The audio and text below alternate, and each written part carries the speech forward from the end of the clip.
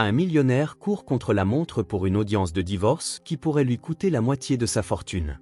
En chemin, il rencontre un bébé inconscient enfermé dans une voiture sous une chaleur étouffante. Sans hésiter, il brise la vitre pour sauver l'enfant, mais ce qui se passe ensuite laisse le millionnaire complètement sous le choc. Avant de commencer les messages, vous devez savoir que vous n'êtes pas là, et c'est ainsi que vous quittez le canal que vous inscrivez, mais vous devez savoir plus si vous le faites. Le soleil brillait impitoyablement sur les rues animées de Paris lorsque Rafael Costa, l'un des entrepreneurs les plus prospères de la ville, faisait son chemin précipitamment à travers la foule. Son costume Armani était impeccable, mais son visage trahissait le stress qui le rongeait. Il jeta un coup d'œil une nouvelle fois à sa montre, soupira et maudissait doucement. Exactement dans 35 minutes, le procès qui déciderait de son avenir commencerait. Le divorce de son épouse Camilla menaçait de diviser son empire d'affaires soigneusement construit en deux. 15 ans de mariage étaient sur le point de se terminer par une bataille amère pour sa fortune de plusieurs milliards d'euros. Rafael savait que son absence à cette audience cruciale aurait des conséquences catastrophiques, mais le trafic parisien avait d'autres plans pour lui. Alors qu'il se frayait un chemin à travers la foule, ses pensées revenaient au moment où tout avait changé. Camilla l'avait accusé de négligence, de privilégier le travail au détriment de la famille. Peut-être avait-elle raison. Les dernières années avaient été une brume de réunions d'affaires, de vols internationaux et de réunions interminables. Il voyait son fils Lucas principalement par visioconférence, et les moments passés en famille étaient éclipsés par le son constant de son téléphone. La réceptionniste de son cabinet d'avocat l'avait déjà appelé 3 fois pour l'avertir que le juge était connu pour sa ponctualité.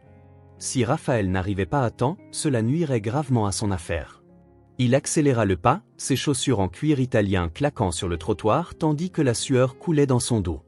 Soudain, un faible bruit interrompit ses pensées pressées.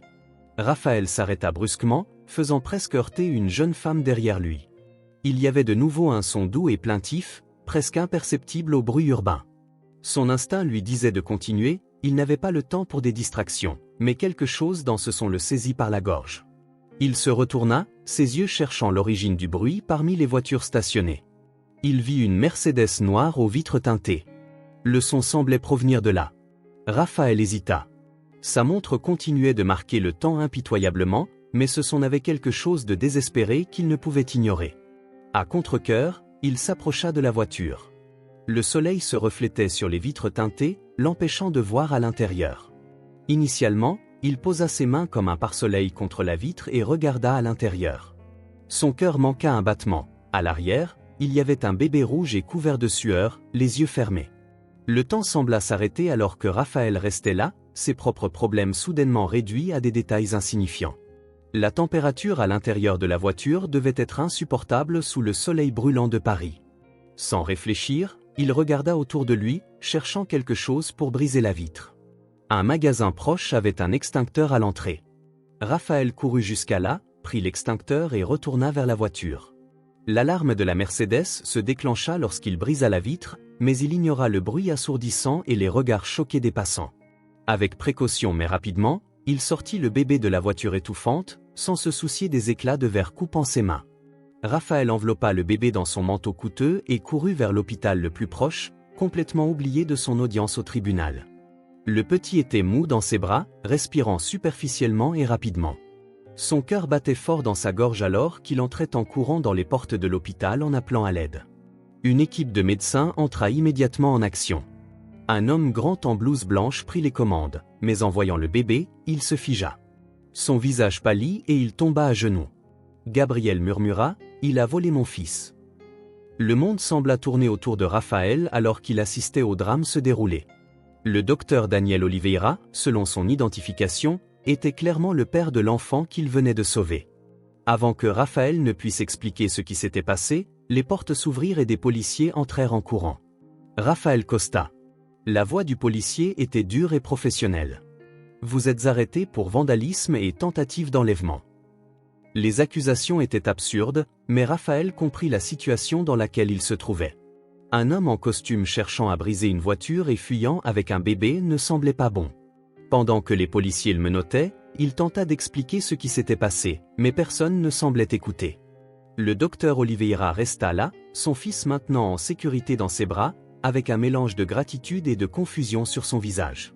Une infirmière arriva en courant avec la nouvelle que la Mercedes avait été signalée comme volée et que la baby-sitter de l'enfant avait disparu. Alors que Raphaël était emmené, il reçut un appel qui fit se nouer son estomac. Son avocat l'informait de son absence à l'audience. Le juge avait décidé en faveur de son épouse, il perdrait la moitié de sa fortune et ses chances de garde partagée de Lucas étaient sérieusement compromises. À la station de police, une histoire encore plus complexe se déroula. La baby-sitter disparue n'était pas une simple baby-sitter, c'était une journaliste d'investigation qui s'était fait passer pour une garde d'enfants afin d'avoir accès aux cercles les plus hauts de Paris. Elle s'appelait Béatrice Silva et elle enquêtait sur une clinique privée suspectée de pratiques non éthiques. Raphaël était dans la salle d'interrogatoire, sa tête battant sous le poids des événements de ce matin-là.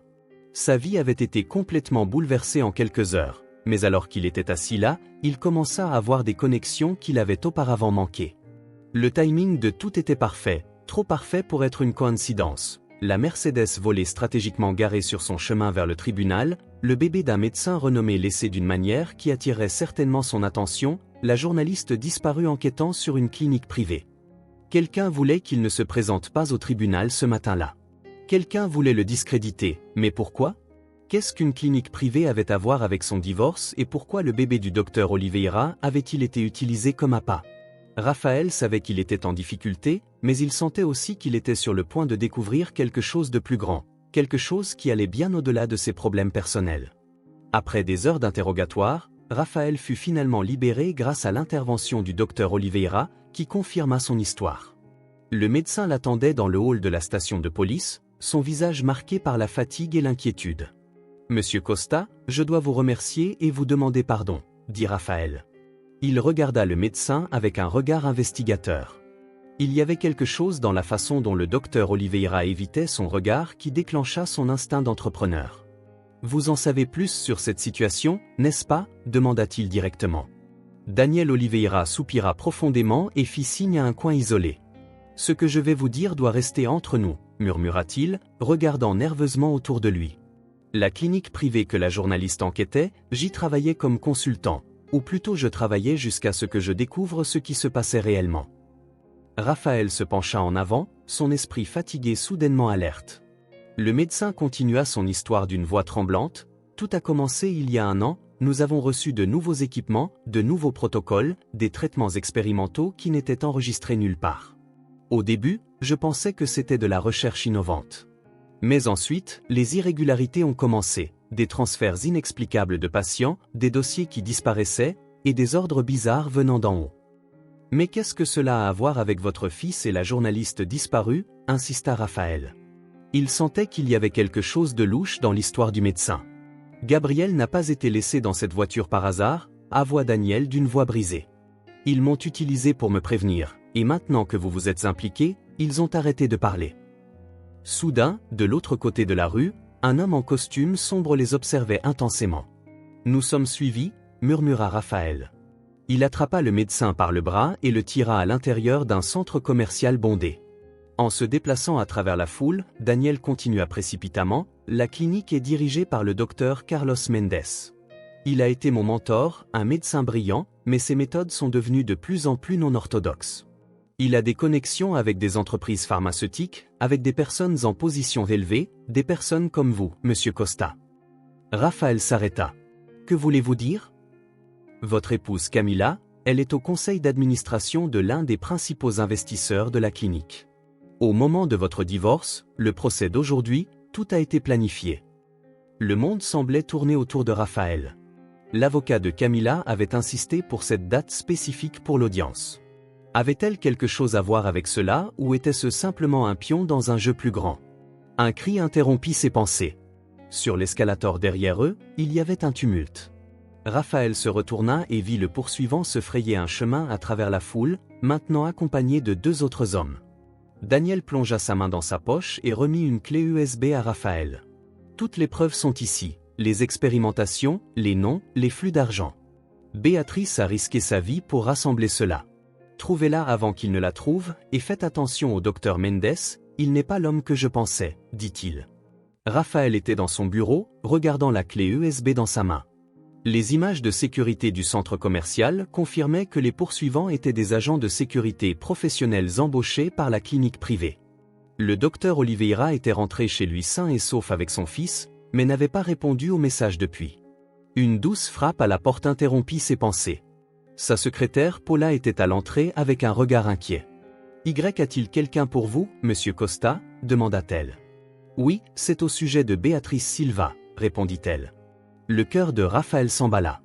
À l'entrée apparut une femme élégante d'âge moyen, Isabelle Costa. Elle se présenta comme la mère de Béatrice et déclara « Je pense que nous pouvons nous aider ». Elle s'assit en face de lui et sortit une enveloppe de son sac. « Cela est arrivé ce matin » dit-elle en glissant l'enveloppe sur la table. À l'intérieur se trouvait une lettre manuscrite et une clé. Ma fille m'a dit il y a 2 semaines qu'elle travaillait sur l'histoire la plus importante de sa carrière, expliqua Isabelle. En lisant la lettre, Raphaël comprit qu'elle avait passé des mois à se préparer pour s'infiltrer dans les cercles les plus hauts de Paris. Son emploi en tant que garde d'enfants du docteur Oliveira était sa couverture, mais son véritable objectif était la clinique privée. « Pourquoi me fais-tu confiance » demanda Raphaël à Isabelle. « Vous savez que j'ai été arrêté sous suspicion, répondit-elle. Pourquoi Béatrice te faisait-elle confiance ? Il l'interrompit. Dans son dernier message, elle parlait de l'homme d'affaires puissant. Elle savait que vous passeriez devant cette voiture aujourd'hui, elle savait que vous vous arrêteriez pour aider. Un frisson parcourut l'échine de Raphaël. C'était un test. Isabelle hocha lentement la tête. Mais le bébé n'a jamais été en danger, ajouta-t-elle. Il y avait des personnes qui surveillaient, prêtes à intervenir si vous alliez plus loin. Béatrice avait besoin de s'assurer que vous étiez la bonne personne pour terminer son enquête. Raphaël se leva et se dirigea vers la fenêtre. La ville s'étendait en dessous de lui, un labyrinthe de bâtiments et de secrets. Partout, Béatrice était probablement en danger, et son ex-épouse Camilla était peut-être impliquée dans tout cela. « Il y a une autre chose que vous devez savoir » dit Isabelle doucement. La clinique ne se contente pas de tester de nouveaux traitements, elle collecte des informations sur ses patients riches qu'elle utilise comme moyen de chantage dans les divorces. Monsieur Costa, ce n'était pas un accident. Raphaël se retourna. Que voulez-vous dire ? Le docteur Mendes a un dossier sur vous, expliqua Isabelle. La vraie raison pour laquelle votre père est décédé si soudainement il y a 5 ans, le traitement qu'il a reçu à la clinique n'était pas une procédure de routine comme on vous l'a dit. Les mots frappèrent Raphaël comme un coup physique. Son père avait toujours été son exemple, un homme qui avait construit son empire à partir de rien. La mort soudaine de son père n'avait jamais été quelque chose que Raphaël avait pu accepter, mais il n'avait jamais remis en question l'explication officielle des médecins. Un nouveau message sur son téléphone interrompit ses pensées, un numéro inconnu. Coffre 247, gare centrale. Vous avez 2 heures. Venez seul. Raphaël regarda Isabelle, qui hocha la tête. Allez, dit-elle. Je vais essayer de contacter Camilla. Si elle est vraiment impliquée, elle mérite une chance de raconter sa version de l'histoire. La gare centrale de Paris était bondée lorsque Raphaël arriva. Il laissa son chauffeur à 2 pâtés de maison et vérifia constamment qu'il n'était pas suivi. La salle des coffres se trouvait dans un coin plus calme de la gare, surveillée par de vieilles caméras de sécurité. Les mains tremblantes, il inséra la clé dans le coffre 247. À l'intérieur, il ne trouva qu'un téléphone portable et un billet. Plateforme, dernier wagon. Raphaël regarda sa montre. Le dernier train de la journée partirait dans 5 minutes. Il courut à travers les couloirs, le cœur battant fort. Sur le quai, une locomotive ancienne avec 4 wagons était prête à partir. Le dernier wagon était presque vide, à l'exception d'une femme absorbée par la lecture d'un journal.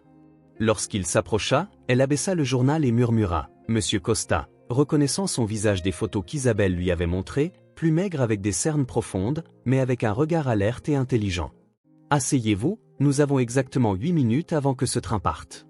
Si quelqu'un nous suit, il devra se révéler, dit-elle. » Raphaël s'assit en face d'elle, les yeux parcourant le wagon vide. « Vous avez tout planifié, dit-il. »« Ce n'était pas une question, je n'ai pas eu le choix, » répondit Béatrice. Le réseau du docteur Mendes est partout, dans la police, dans les médias, dans le monde des affaires. Je devais m'assurer de confier cette histoire à la bonne personne, sans mettre en danger un bébé, sa voix devenant plus rauque qu'elle ne le voulait. Béatrice secoua la tête. Gabriel n'a jamais été en danger. Le docteur Oliveira travaillait avec nous. Nous devions tester votre réaction, mais surtout, nous devions vous éloigner de ce procès. Pourquoi? Parce que votre ex-épouse signerait aujourd'hui un document qui lui donnerait le contrôle total sur la Fondation Costa, expliqua Béatrice. Une fondation qui deviendrait la plus grande donatrice de la nouvelle installation de recherche du Dr Mendes. Raphaël sentit son estomac se nouer. La Fondation Costa avait été créée par son père dans le but de financer des recherches médicales. Après la mort de son père, Raphaël avait laissé l'administration à Camilla, qui avait toujours été plus impliquée dans le travail caritatif. Camilla, elle est? Raphaël ne put terminer sa question. Une victime, tout comme vous, dit Béatrice doucement. Le docteur Mendes a précipité les informations sur le traitement de votre père. Il pense qu'il sauve des vies en coopérant.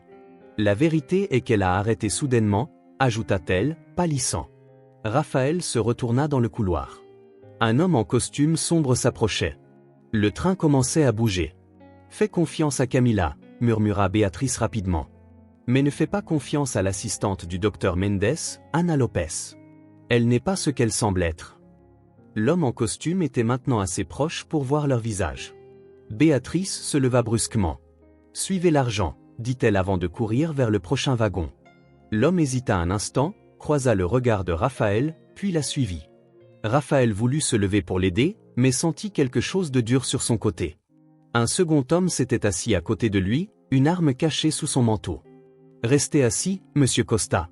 Cette conversation est terminée, » dit l'homme. Le train ralentit à la prochaine station et Raphaël fut contraint de descendre. Ses pensées restaient sur les dernières paroles de Béatrice, Ana Lopez. Il connaissait ce nom. Elle était la main droite du docteur Mendes, une chercheuse brillante souvent citée dans les revues médicales.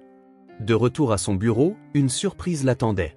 Camilla était assise sur sa chaise, pâle mais contrôlée. « Nous devons parler, » dit-elle simplement. Raphaël ferma la porte et la regarda. « Après 15 ans de notre vie commune, pourquoi ne m'as-tu pas dit ?» demanda-t-il doucement. « Ils m'ont forcé, » murmura Camilla.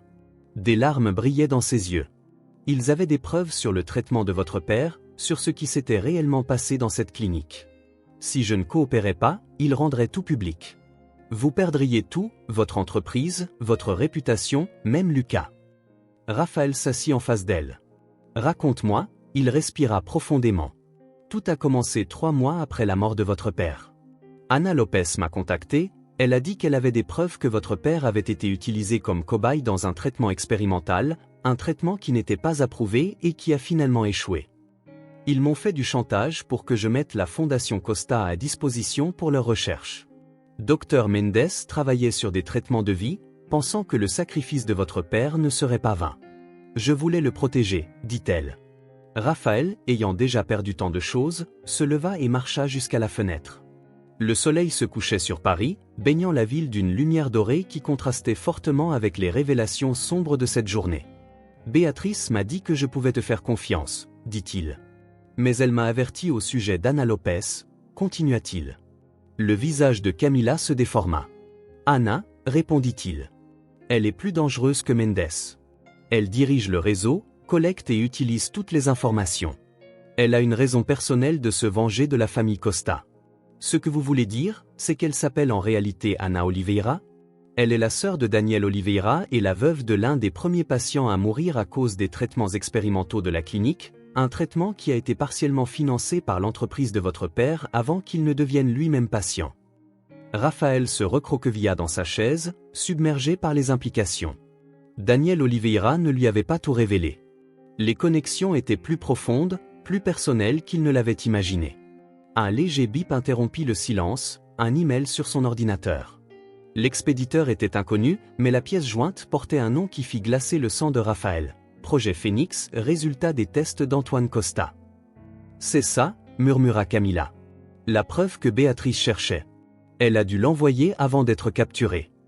Raphaël regarda l'écran, son doigt flottant au-dessus de la souris. En ouvrant ce document, il n'y aurait pas de retour en arrière. Il regarda Camilla, qui hocha la tête. Il est temps de connaître la vérité, dit-elle doucement. Sur votre père, sur la clinique, sur tout. Raphaël cliqua sur la pièce jointe, sans savoir que cette action déclencherait une réaction en chaîne que personne n'aurait pu prévoir. Le document s'ouvrit sur l'écran de Raphaël, page après page remplie de terminologie médicale et de graphiques. Mais parmi les détails techniques se déployait une histoire qui fit tourner son estomac. Le projet Phénix n'était pas une recherche médicale ordinaire, c'était une tentative d'extension de la vie utilisant des patients sans leur consentement comme cobayes. Cela ne peut pas être vrai, murmura Raphaël en faisant défiler les pages. Mon père n'était jamais... Il s'arrêta au milieu de la phrase. Sur l'écran, il y avait une note manuscrite dans le style caractéristique de son père, très dangereux, le projet doit cesser. Camilla se pencha sur son épaule. Regardez la date, murmura-t-elle. 3 jours avant votre dernier traitement. Raphaël continua de parcourir le document, les mains tremblantes sur la souris. Là, il y avait le protocole complet du traitement de son père. Antoine Costa n'était pas seulement un patient, il avait atteint le point de vouloir interrompre tout le projet après avoir découvert la vérité. Il a découvert ce qui se passait et ils l'ont réduit au silence, dit Raphaël d'une voix rauque. Un nouvel email apparut dans sa boîte de réception, cette fois d'une adresse connue, Dr Daniel Oliveira. Le message était court, venez immédiatement à l'hôpital, Anna est ici. Raphaël et Camilla échangèrent un regard. C'est un piège, dit Camilla doucement. Raphaël acquiesça probablement, mais le fils de Daniel était également là. Nous ne pouvons pas l'abandonner, ajouta-t-elle. Ils prirent l'ascenseur jusqu'au parking où le chauffeur de Raphaël les attendait. Isabelle avait expliqué que Ana Lopez, ou Ana Oliveira, était devenue obsédée après la mort de son mari. Elle s'était rapidement spécialisée dans le domaine médical, se spécialisant dans les traitements expérimentaux. Personne n'avait fait le lien avec la veuve d'un patient décédé, mais Daniel l'avait aidé. Lorsqu'ils arrivèrent à l'hôpital, une embuscade les attendait. Une ambulance stationnait en travers de la rue, 2 hommes en uniforme de secouristes sortirent, mais leur posture indiquait qu'ils n'étaient pas de simples ambulanciers. « Vite !» cria Raphaël au chauffeur, mais il était déjà trop tard. La vitre arrière se brisa sous une pluie de balles. Le chauffeur tomba en avant, atteint seulement par une flèche tranquillisante et inconscient. Camilla fouilla son sac et sortit un petit enregistreur. « Si nous sommes capturés, ils doivent penser que c'est la seule preuve, murmura-t-elle. L'authentique dossier a déjà été envoyé à un endroit sûr. Avant que Raphaël puisse réagir, la porte fut arrachée. Un homme en uniforme de secouriste pointa un pistolet chargé de flèches tranquillisantes sur eux. Le docteur Mendes souhaiterait vous parler, dit-il avec un sourire froid. La dernière pensée qui traversa l'esprit de Raphaël avant que l'anesthésiant ne prenne effet fut que Béatrice les avait avertis au sujet d'Anna, mais personne n'avait envisagé que le docteur Mendes lui-même pourrait représenter un danger encore plus grand. Raphaël revint lentement à la conscience dans ce qui semblait être un bureau moderne. Par les grandes fenêtres, il voyait les lumières de Paris scintillant au crépuscule. Il reconnut l'espace, c'était le bureau particulier du docteur Mendes, au dernier étage de la clinique. « Ah, monsieur Costa, bienvenue de retour », dit une voix. Elle venait d'un homme à l'apparence distinguée avec des cheveux gris, près de la fenêtre. Le docteur Carlos Mendes se retourna avec un verre de whisky à la main. « Je m'excuse pour la manière dramatique dont nous sommes arrivés ici, mais nous devions nous assurer que vous viendriez, dit-il. Raphaël tenta de se lever de la chaise, mais réalisa que ses poignets étaient liés. « Camilla, votre ex-épouse est ?» Il ne put terminer sa phrase. Mendes sourit. Anna s'occupe d'elle, ainsi que de votre père dans ces derniers jours. La porte s'ouvrit et Ana Lopez entra, ses talons résonnant sur le sol en marbre. Elle était une figure imposante dans sa blouse, son visage une masque d'efficacité professionnelle. Daniel est sédaté, informa-t-elle. Il ne posera pas de problème pour le moment. Excellent, Mendes, dit-il en s'asseyant derrière son bureau. Maintenant, nous pouvons enfin avoir une conversation honnête sur le projet Phénix. Il n'y a rien à discuter, répondit Raphaël avec colère. Vous avez tué mon père, rétorqua-t-il. Mendes rit brièvement. Votre père était un volontaire, Raphaël. Il croyait en notre recherche, en la possibilité de ralentir le vieillissement et de guérir des maladies considérées incurables. Il était un visionnaire, tout comme moi, jusqu'à ce qu'il découvre ce que vous faisiez réellement. Raphaël contre-attaqua. J'ai vu ces notes, dit-il. Ah oui, ces dernières notes, répondit Mendes en se levant et en marchant jusqu'à un grand coffre mural. Vous savez, votre père n'était pas le seul à garder des dossiers. Il ouvrit le coffre et en sortit un dossier épais. Voici le rapport complet du projet Phénix, y compris les propres notes de votre père sur les implications éthiques de notre recherche. Anna prit le dossier et commença à le feuilleter. Antoine était faible, dit-elle avec amertume. Il a perdu courage quand il a vu ce qui était nécessaire pour le vrai progrès. Tout comme mon frère Daniel. Mais vous, Raphaël, répondit-elle en le fixant. Vous êtes différent. Vous comprenez que de grands progrès exigent des sacrifices. Les seuls à avoir fait des sacrifices, c'était votre mari, dit-elle doucement, et tous les autres patients que vous avez utilisés comme cobayes. Un éclat de douleur traversa le visage d'Anna, rapidement remplacé par de la colère. Gabriel savait dans quoi il s'embarquait. Il croyait à la science, au progrès. La mort de son père avait été un accident tragique, mais son sacrifice les avait rapprochés d'une découverte comme jamais auparavant. Nous ne sommes pas ici pour discuter du passé, dit Mendes. Nous sommes ici pour assurer l'avenir. Il tourna l'écran de l'ordinateur vers Raphaël. Voici ce que nous avons développé avec l'argent de la Fondation Costa. Un traitement qui non seulement ralentit le processus de vieillissement, mais peut potentiellement le renverser. Sur l'écran apparaissaient des images de tests en laboratoire, des résultats qui, selon tous les standards scientifiques, devraient être impossibles. Raphaël sentit son cœur s'accélérer. Si c'était vrai, mon père serait fier, dit Mendes doucement. Nous sommes sur le point de faire l'histoire, et vous pouvez en faire partie, ajouta-t-il. Raphaël, vous n'avez qu'à signer ce document sur votre bureau, transférer la Fondation Costa à la clinique, qui abandonnerait toutes les actions judiciaires et enterrerait le passé. Raphaël regarda le contrat, puis les images à l'écran. Il pensa à son père, à toutes les personnes sacrifiées pour ce progrès, et aux dernières paroles de Béatrice dans le train, « Suivez l'argent ». Soudain, il vit Raphaël fixer les données financières à l'écran, son regard entraîné pour les affaires captant quelque chose de familier dans le chaos apparent des chiffres, les flux d'argent, le timing des investissements, la manière dont les fonds étaient déplacés formait un schéma qu'il avait déjà vu auparavant. « Vous n'avez jamais développé un traitement », dit-il lentement, sa voix pleine d'incrédulité. Tout ce projet est une façade pour quelque chose de plus. Le sourire de Carlos s'affaiblit un peu. Anna resta immobile à côté de lui. La Fondation Costa n'était pas la seule à investir dans le projet Phoenix, continua Mendes. Raphaël avait d'autres fondations, d'autres familles riches, toutes avec des histoires similaires. Un membre de la famille qui avait volontairement participé au traitement, suivi de chantage et d'investissements forcés. Il s'inclina vers l'avant dans la chaise, ses mains menottées se serrant en poing, mais l'argent ne lui était jamais parvenu. Il avait disparu dans un réseau complexe de comptes offshore pour ensuite revenir blanchi comme investissement légitime dans d'autres entreprises. Ce n'était jamais un expériment médical, c'était une opération gigantesque de blanchiment d'argent. Le visage de Carlos se tendit. « Tu as une imagination très fertile, monsieur Costa. Les images sur ton écran sont fausses ?» Raphaël poursuivit. Données manipulées pour impressionner les investisseurs, mais les données réelles, il fit signe au document dans les mains d'Anna, elle raconte une histoire différente. Mon père a découvert cela aussi. Ce n'était pas lui.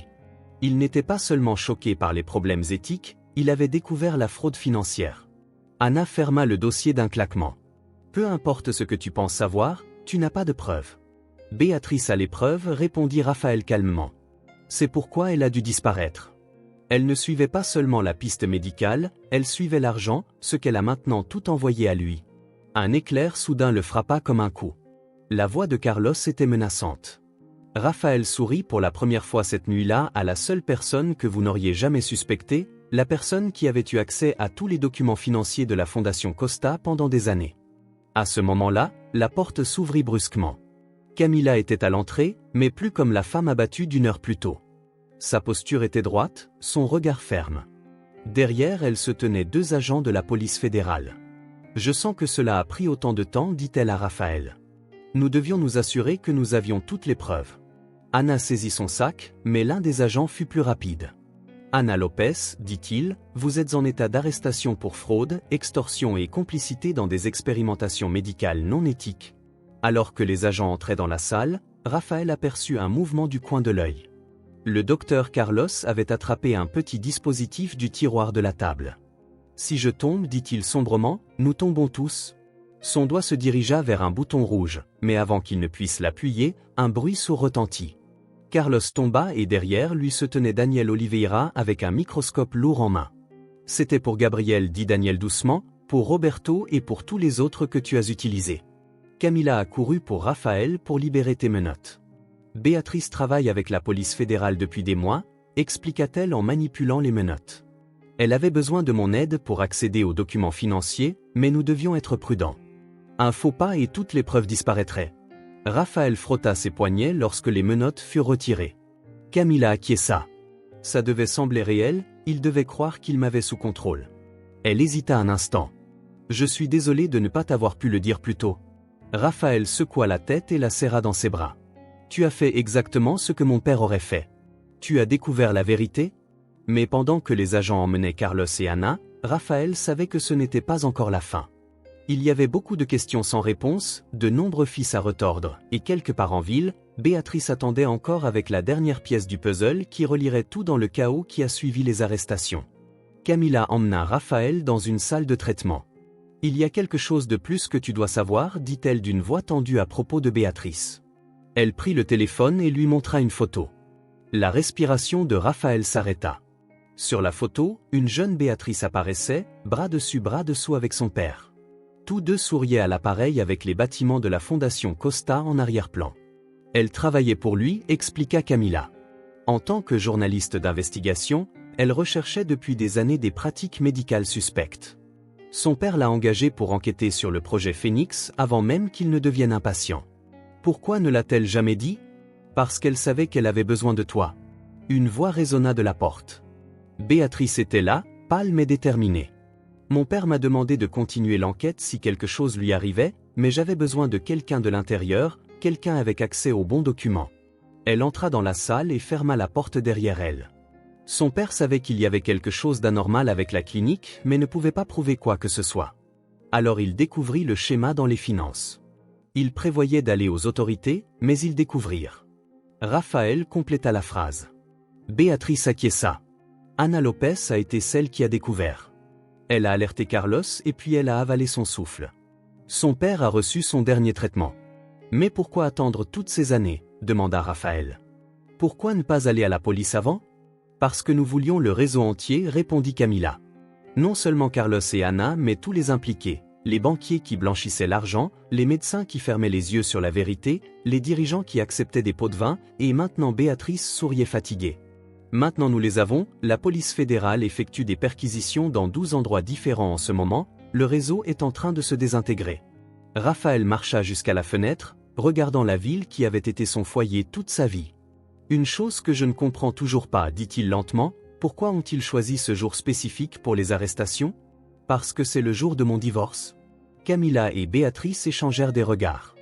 Parce que nous savions que Carlos serait plus vulnérable ce jour-là, dit Camilla. Il était tellement focalisé sur le contrôle de la fondation qu'il a commencé à faire des erreurs, à devenir négligent.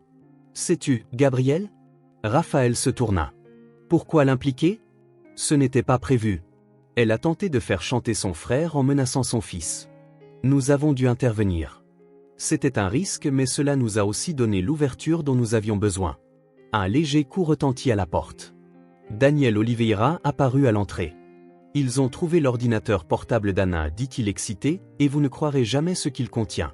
Daniel ouvrit le portable sur une table dans la salle de réunion de la clinique, ses mains tremblant d'excitation. Anna tenait un journal, expliqua-t-il en naviguant dans les fichiers, non seulement sur le projet Phoenix mais surtout. Elle était obsédée par sa documentation. Sur l'écran, des dossiers datant d'il y a 5 ans apparurent. Le cœur de Raphaël bondit lorsqu'il vit la date du dernier jour de son père. Daniel cliqua pour ouvrir le dossier. Ce n'était jamais qu'une opération de blanchiment d'argent, murmura Béatrice en faisant défiler les documents. Ils faisaient vraiment des recherches mais pas sur ce qu'ils prétendaient. Ils expérimentaient avec la manipulation de la mémoire. Camilla se pencha plus près de l'écran. Manipulation de la mémoire? Regarde ici. Béatrice pointa un document. Ils ont développé une méthode pour induire une amnésie sélective chez les patients. Les traitements étaient en réalité des expériences pour voir s'ils pouvaient effacer ou modifier des souvenirs spécifiques. Raphaël ressentit une nausée. Par chantage, répondit Daniel avec gravité. Pense Y, et si tu pouvais non seulement collecter des preuves contre des personnes riches et puissantes, mais aussi manipuler leurs souvenirs d'événements spécifiques, tu pourrais les faire croire à une version complètement différente de la vérité. C'est insensé, murmura Camilla. Mais ça a fonctionné, dit Béatrice. Non parfaitement mais suffisamment bien. Ils ont d'abord testé sur des patients qui ne réagissaient plus, puis sont devenus plus ambitieux. Raphaël regarda l'écran pour les descriptions cliniques des procédures et des résultats. Mon père, c'était lui, il a été le premier test de leur profil.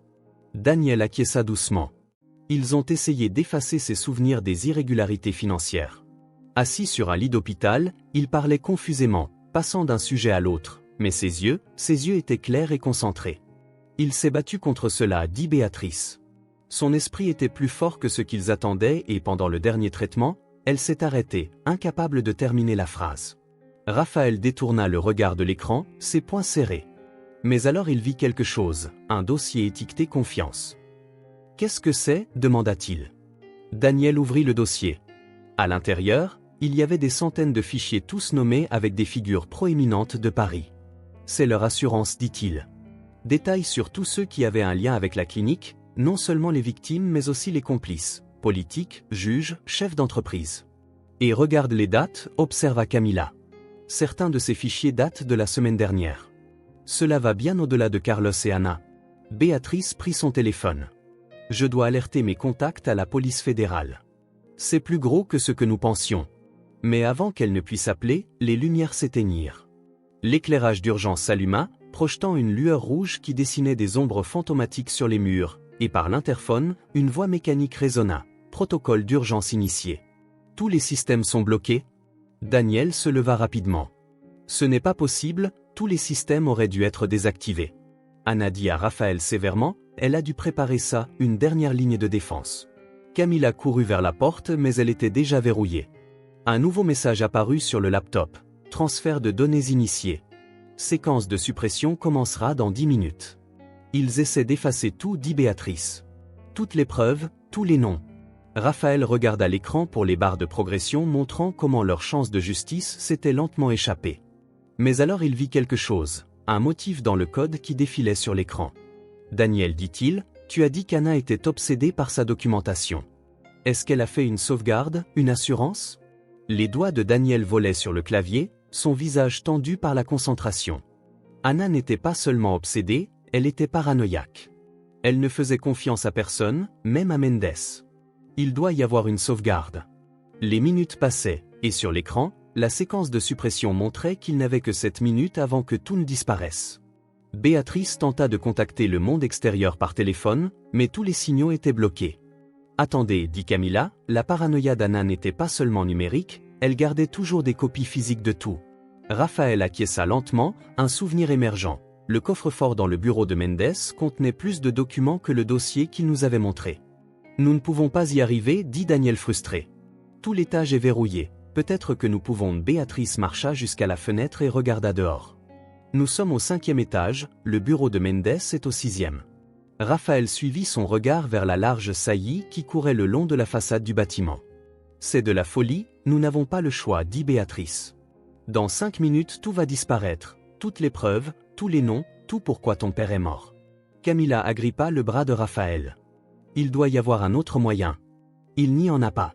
Il la regarda et vit la peur dans ses yeux mais aussi la compréhension. Tu peux retarder le processus de suppression, le médecin a dit peut-être quelques minutes mais pas beaucoup. Ça suffit. Raphaël retira son manteau et marcha jusqu'à la fenêtre. Béatrice l'aida à l'ouvrir. Le vent hurlait autour du bâtiment, la saillie brillait, mouillée par une pluie récente. Raphaël balança sa jambe sur le rebord, son cœur battant fort dans sa gorge. 5 étages en dessous, les phares des voitures de police brillaient. 3 minutes, avertit Daniel. Raphaël se déplaça soigneusement le long de la saillie, ses dos appuyés contre le mur, chaque pas devait être parfait. Il pensa à son père, à toutes les personnes qui avaient souffert des expériences de Mendes, à Lucas qui méritait de connaître la vérité.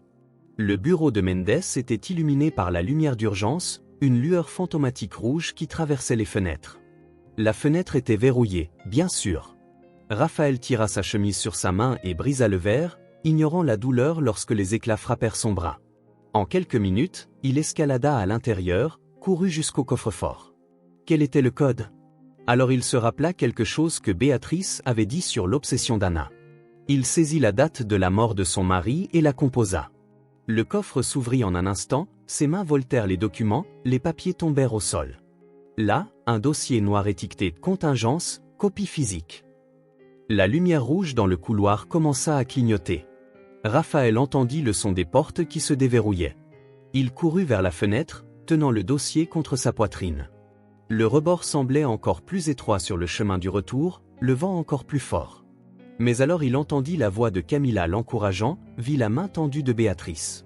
Dès qu'il remonta par la fenêtre, tous les écrans s'éteignirent, la suppression était complète. Mais dans ses mains, il tenait la preuve qu'Anna avait gardée avec tant de soin, sa garantie contre la trahison. Maintenant la clé pour la vérité.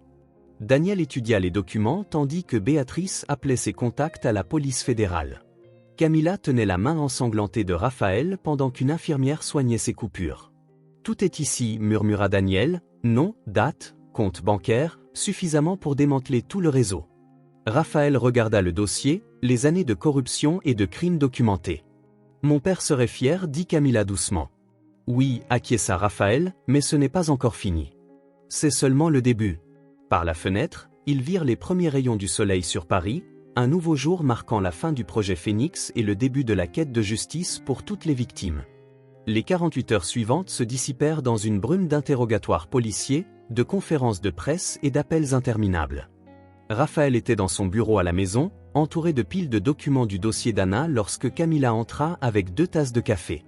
La police fédérale vient de faire 3 autres arrestations, dit-elle en tendant une tasse. Un juge de la Cour suprême et 2 directeurs de banque. Ils essayaient de fuir le pays. Raphaël frotta ses yeux fatigués. Combien de personnes sont impliquées dans tout ça? D'après le dernier compte de Béatrice, 27 figures de haut rang répandues dans la justice, la santé et le secteur financier. Elle hésita un peu. Et nous avons trouvé plus de victimes, des personnes qui ont été traitées à la clinique mais qui ne se souviennent que de fragments de ce qui s'est vraiment passé. Il regarda une photo sur son bureau prise le jour où il a repris l'entreprise de son père. Antonio Costa était rayonnant de fierté à côté de son fils. Nous devons les aider, dit-il doucement. Toutes ces personnes qui ont perdu leur mémoire. Daniel pense que c'est possible, répondit-il. Maintenant qu'ils ont accès aux données de recherche d'Anna, trouver un moyen de renverser les effets des traitements. Il y eut un léger coup à la porte. Béatrice était à l'entrée avec une grosse enveloppe dans les mains. Vous devez voir ça, dit-elle en entrant et en posant l'enveloppe sur la table. L'enveloppe contenait des photos, des lettres et une clé USB. Cela vient d'un de mes contacts à la police fédérale, expliqua Béatrice. Ils ont trouvé cela dans un coffre-fort de l'appartement d'Anna. Raphaël étala les photos sur la table, sa respiration s'arrêtant. La première photo montrait son père conversant avec Anna Lopez, des années avant le début du projet Phénix. La photo suivante les montrait ensemble avec un jeune Daniel Oliveira et quelques autres médecins. Ils se connaissaient déjà, murmura Camilla. Béatrice acquiesça. Anna et son père ont travaillé ensemble sur un projet de recherche légitime il y a 15 ans, une étude pionnière en médecine régénérative. Mais ensuite, son mari est mort pendant l'un des traitements expérimentaux et cela l'a changé, compléta Raphaël. Elle a blâmé mon père, non seulement lui, dit Béatrice.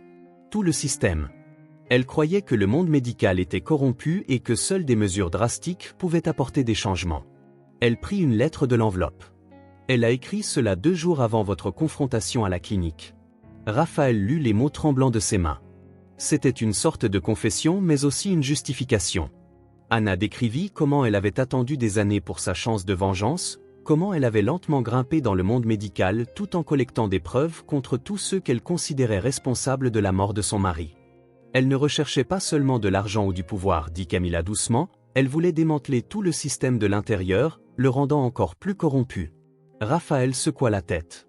Utiliser des personnes innocentes comme cobayes, dans son esprit, c'était la justice, répondit Béatrice. Elle se voyait comme une sorte d'ange vengeur, mais à un moment donné en cours de route, elle s'est arrêtée. Son téléphone vibra.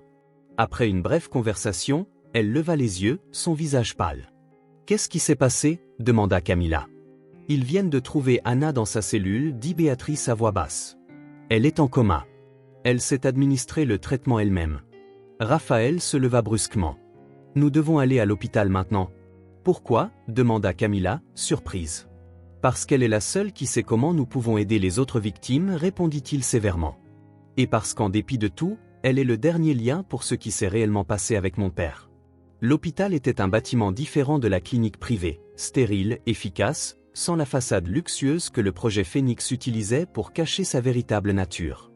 Daniel les attendait à l'entrée de l'unité de soins intensifs, son visage marqué par la fatigue et l'inquiétude. « Elle est stable, dit-il en les menant dans la chambre d'Anna. Mais nous ne savons pas si elle va reprendre conscience du traitement qu'elle s'est administré elle-même. » Il secoua la tête. « c'est différent de tout ce que nous avons vu avant. À travers la fenêtre, il vit Anna allongée entourée de moniteurs qui bip-bipaient. Elle semblait plus petite maintenant, plus fragile, loin de la figure intimidante qu'elle avait été quelques jours plus tôt. Que cherchait-elle à accomplir? Demanda Camilla doucement. D'après les tests préliminaires, elle essayait d'effacer ses propres souvenirs, répondit Daniel. Mais pas comme les autres victimes, c'était plus ciblé, comme si elle essayait d'isoler et de préserver des souvenirs spécifiques tout en voulant effacer le reste. Raphaël regarda la figure immobile dans le lit. Elle voulait faire une sauvegarde de son esprit, une dernière assurance. Béatrice acquiesça lentement. Cela aurait du sens. Toutes ces années, elle a collecté des informations, tout documenté, mais il doit y avoir des choses qu'elle n'a jamais notées, des secrets qui n'existaient que dans son esprit. Nous avons trouvé son ordinateur, dit Daniel. Ou ce qu'il en reste. Elle avait un programme spécial en cours, connecté à l'équipement qu'elle utilisait pour le traitement. Il enregistrait ses ondes cérébrales, son activité neurale, une copie numérique de ses souvenirs. Nous pouvons accéder? Demanda Raphaël. Daniel hésita. Théoriquement, oui. Les données sont intactes, mais ce serait expérimental, dangereux.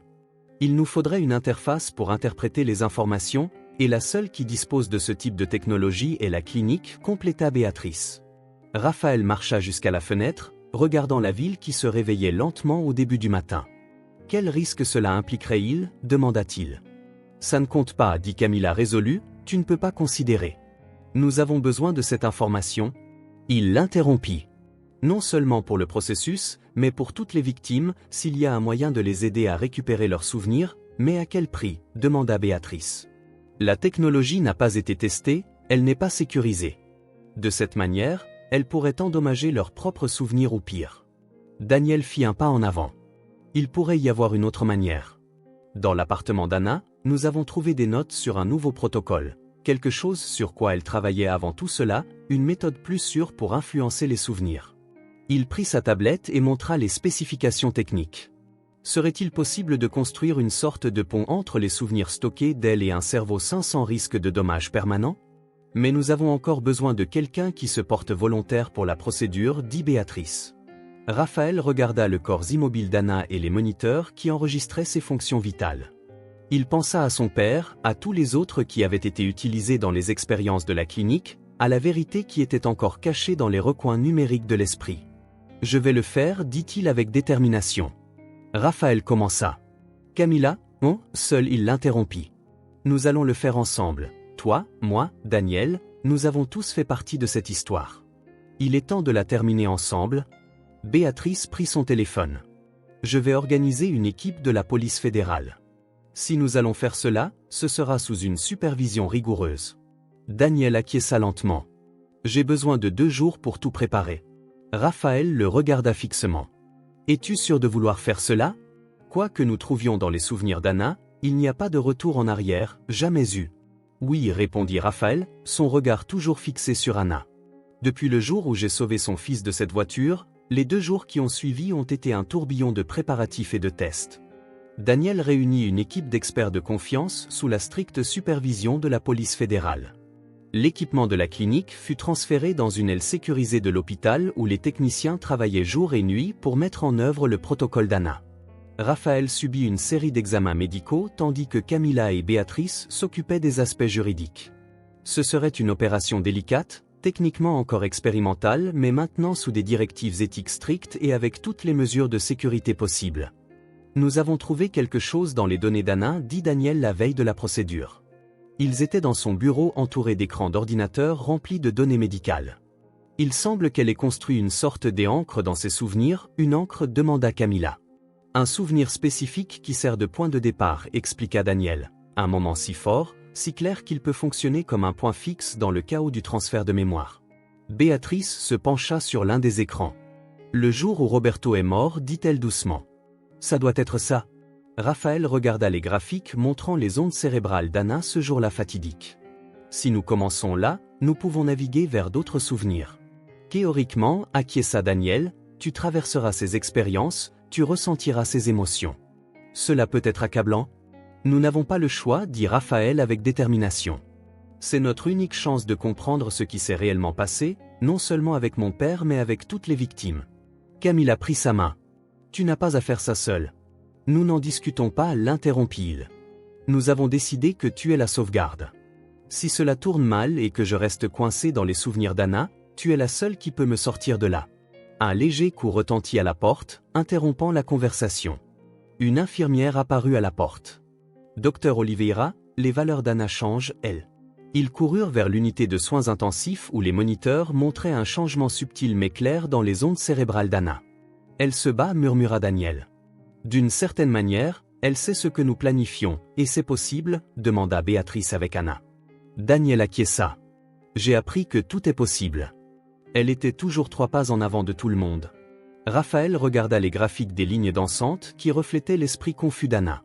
Peut-être qu'elle ne se bat pas, dit-il lentement, peut-être qu'elle essaie de nous dire quelque chose. Il marcha jusqu'au lit, regardant la femme qui avait causé tant de douleur mais qui portait aussi la clé de la justice pour toutes les victimes. Nous allons le faire demain, murmura-t-il pour elle, et je promets que tout ce que nous trouverons dans ses souvenirs, nous honorons la vérité, toute la vérité. Pendant un moment, il sembla que les lignes sur le moniteur réagissaient à ces mots, un changement subtil mais indéniable dans le schéma. Plus tard cette nuit-là, alors que Raphaël était seul dans son bureau, Lucas entra. Son fils, qui ressemblait tant à son grand-père, le regarda avec la même détermination que celle qu'Antonio Costa avait toujours eue. « Papa, dit-il doucement, je sais que tu as peur mais grand-père serait fier de toi. » Raphaël embrassa son fils, son cœur rempli d'amour, de peur et de détermination. Demain, il affronterait les secrets les plus sombres du projet Phénix, mais aujourd'hui, en cet instant, il n'était qu'un père tenant son fils, reconnaissant de la clarté de ses propres souvenirs. La salle d'opération était remplie du bourdonnement doux des équipements et du bip régulier des moniteurs. Raphaël était allongé sur la table, entouré par l'équipe d'experts de Daniel. À sa gauche se trouvait Camilla, tenant fermement sa main, et à sa droite, Béatrice était avec un laptop, prête à tout documenter. « Commençons par une sédation légère, dit Daniel pendant qu'une infirmière connectait une perfusion. Tu dois rester conscient assez longtemps pour vivre les souvenirs, mais suffisamment détendu pour ne pas les résister. » Raphaël acquiesça de la tête, sa bouche sèche. À travers une fenêtre, il vit la salle à côté où Anna était allongée, toujours immobile mais maintenant connectée aux mêmes équipements que lui. La technique qu'elle utilisait pour manipuler serait maintenant utilisée pour révéler la vérité. « Souviens-toi, dit Daniel en fixant les électrodes sur les tempes de Raphaël, tout ce que tu vois ou ressens sont les souvenirs d'Anna. Tente de les observer sans te perdre dedans. La voix de Camilla sera ton encre dans la réalité. » La sédation commença à faire effet, une vague chaude parcourant son corps. Il entendit la voix de Camilla, distante mais claire. « Je suis ici, reviens à moi. » Alors Daniel appuya sur un bouton et le monde explosa en lumière et en son. Il était dans une chambre d'hôpital, mais pas comme lui-même. Il voyait à travers les yeux d'Anna un homme dans un lit d'hôpital, Roberto, son mari. Il ressentit l'amour qu'elle avait pour lui, sa peur, son espoir que le traitement expérimental fonctionnerait. La scène changea, il était dans un laboratoire regardant les résultats de tests promettant des choses impossibles. Il entendit Antonio Costa dire « Cela pourrait révolutionner la médecine, Anna. Mais nous devons faire attention. Plus d'images, plus rapide maintenant. » Un enterrement, le funèbre de Roberto, la douleur accablante, la colère, le moment où la tristesse s'est transformée en obsession, le plan qui prenait lentement forme dans son esprit. Sa fréquence cardiaque montait. Il entendit la voix de Daniel quelque part au loin, la voix de Camilla, une encre dans le chaos. « Concentre-toi sur ma voix. » Il se retrouva à travers les yeux d'Anna, des années plus jeune, le jour où elle a repris l'entreprise de son père. Il vit comment elle l'observait, attendant le bon moment. Il sentit son conflit interne, le fils sera responsable des péchés du père. Alors vint le souvenir qu'elle avait ancré, le jour où Roberto est mort. Mais il y avait plus, à la marge de la mémoire, presque caché, une conversation entre Roberto et Antonio Costa peu avant le traitement fatal. « Il est très dangereux, dit Roberto, nous devons mettre fin au projet. »« Je sais, répondit Antonio, je suis déjà en contact avec les autorités. Demain, je révélerai tout. » Mais le lendemain n'est jamais venu. Roberto a subi le traitement et est mort, et Anna, aveuglée par la douleur et la vengeance, ne voyait que ce qu'elle voulait voir. Sa pression artérielle est critique. La voix de Camilla résonna. « Raphaël, reviens. » Tremblante de peur, mais il y avait plus un souvenir récent. Anna dans sa cellule, sachant que son plan avait échoué, ses derniers pensaient avant de se soumettre au traitement. « Pardonne-moi, Roberto. J'ai tout compris, tout était si faux. » Raphaël sentit qu'il était tiré de retour à la réalité. Son esprit se détachant des profondeurs de son abri, il ouvrit les yeux de son visage mouillé de larmes. Antoine tenta de les empêcher. Chuchota-t-il, lui et Robert. Ils travaillaient ensemble. Camille acquiesça, ses yeux également pleins de larmes. Nous savons. Pendant que tu étais dans les mémoires d'Anna Béatrice, tu as pu accéder à ces derniers emails. Elle a découvert la vérité juste avant que nous l'apprenions. Raphaël tourna la tête vers la fenêtre où Anna était encore immobile, toutes ces années de vengeance basées sur un malentendu. Mais maintenant nous connaissons la vérité, dit Béatrice doucement, et enfin nous pouvons apporter justice à tous. Daniel vérifia les signes vitaux de Raphaël. Vous devez vous reposer, dit-il, inquiet. La connexion avec les mémoires d'Anna vous a épuisé. Mais Raphaël secoua la tête. Il n'y a pas de temps pour se reposer. Nous avons du travail à faire. Il regarda Camille, Béatrice et l'équipe qui les avait aidés. Il est temps de mettre fin une bonne fois pour tout au projet Phénix, d'aider toutes les victimes à se rétablir. Les jours suivant la procédure se mêlèrent dans un tourbillon d'activités. L'expérience de Raphaël avec les mémoires d'Anna non seulement révéla la vérité sur le passé, mais fournissait également la clé pour aider d'autres victimes. Dans une aile sécurisée de l'hôpital, Daniel commença à traiter les premiers volontaires. « Ça fonctionne », dit-il, excité, à Raphaël et Camille qui étaient venus voir les progrès. Grâce à votre expérience dans l'esprit d'Anna, nous avons pu comprendre comment fonctionne le protocole de mémoire. Maintenant, nous pouvons l'inverser, enlever les blocages artificiels sans endommager les mémoires originales. Dans l'une des salles de traitement, un homme plus âgé, M. Oliveira, autrefois un juge éminent, jusqu'à ce que le projet Phénix l'utilise comme cobaye. Ses yeux étaient clairs maintenant, plus embués par la confusion. « Je me souviens de tout », dit-il doucement à Béatrice, qui enregistrait son témoignage. Les conversations avec Carlos, la pression qu'ils exerçaient, les traitements, mais aussi ce qu'ils ont tenté de cacher, la corruption dans le système judiciaire allait bien au-delà du projet Phénix. Raphaël regarda à travers la fenêtre d'observation l'homme qui récupérait lentement sa vie.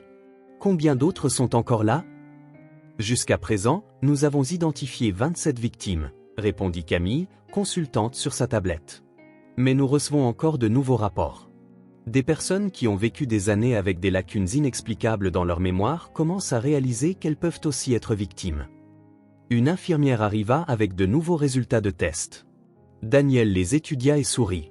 Les taux de récupération sont meilleurs que ce que nous espérions. Il semble que le dernier protocole d'Anna, le programme qu'elle a utilisé sur elle-même, était en fait conçu pour restaurer les mémoires, pas pour les effacer. Elle essayait de corriger ses erreurs, dit Raphaël doucement. Mais pourquoi de cette façon? Pourquoi ne pas simplement dire la vérité? Demanda Camille. Béatrice, qui venait de sortir de la chambre de M. Oliveira, les rejoignit. D'après ses derniers emails, elle avait peur que personne ne la croie. Elle voulait laisser une manière par laquelle la vérité se révélerait de façon irréfutable et incontestable. Raphaël se souvint de son expérience dans les mémoires d'Anna, de la tristesse et du regret qu'il avait ressenti là-bas. Elle savait que son temps était compté. C'était sa manière de se racheter. Un bruit de l'USI interrompit la conversation. Les moniteurs d'Anna montraient des changements dans ses ondes cérébrales. Daniel courut vers sa chambre, suivi par les autres. « C'est nouveau », murmura-t-il en étudiant les données. « Il semble qu'elle se réveille. »« Terminé », ajouta Camille. Les yeux d'Anna se déplacèrent sous ses paupières fermées, ses doigts tirèrent légèrement les draps. Daniel vérifia ses signes vitaux. « C'est possible », dit-il prudemment. Le dernier protocole, sa version, peut être plus qu'une simple sauvegarde de ses mémoires. Elle revient, dit Raphaël. Il regarda la femme qui avait causé tant de douleur mais qui avait aussi offert la clé de la guérison. Et elle se souviendra de tout. Camille prit sa main. Êtes-vous prêt pour cela? Pour sa déclaration? Pour tout ce qui reste à venir? Raphaël acquiesça lentement. Nous cherchons la vérité, Camille, toute la vérité. Si Anna se réveille, elle ne sera pas seulement coupable mais aussi témoin, et peut-être, il hésita un peu, peut-être aussi une victime de sa propre obsession. Le téléphone de Béatrice vibra. Elle lut le message et regarda avec des yeux écarquillés. La police fédérale vient de lancer une nouvelle opération basée sur les informations des mémoires récupérées de M. Oliveira. Ils ont exposé un réseau complet de fonctionnaires corrompus, des personnes que nous n'avions même pas dans notre radar. Ce n'est pas fini, dit Camille doucement. Je ne suis pas d'accord, Raphaël. Ce n'est que le début du véritable processus de guérison, non seulement pour les victimes mais pour tout le système. L'éveil d'Anna n'a pas été un moment dramatique comme dans les films, c'est arrivé graduellement au fil des heures. D'abord des mouvements des yeux, puis des doigts, et enfin en fin d'après-midi elle a ouvert les yeux. Daniel fut le premier à lui parler, testant combien elle se souvenait. À la surprise de tous, ses mémoires étaient intactes, non seulement de la période avant son traitement à l'hôpital, mais aussi de la période postérieure. Le protocole a fonctionné exactement comme je l'espérais, dit-elle faiblement à Raphaël, assis à côté de son lit. Je pouvais tout voir, tout sentir, même quand vous naviguiez dans mes mémoires. Pourquoi tout cela, Anna ? Demanda-t-il doucement. Elle ferma les yeux un instant, luttant visiblement contre ses émotions.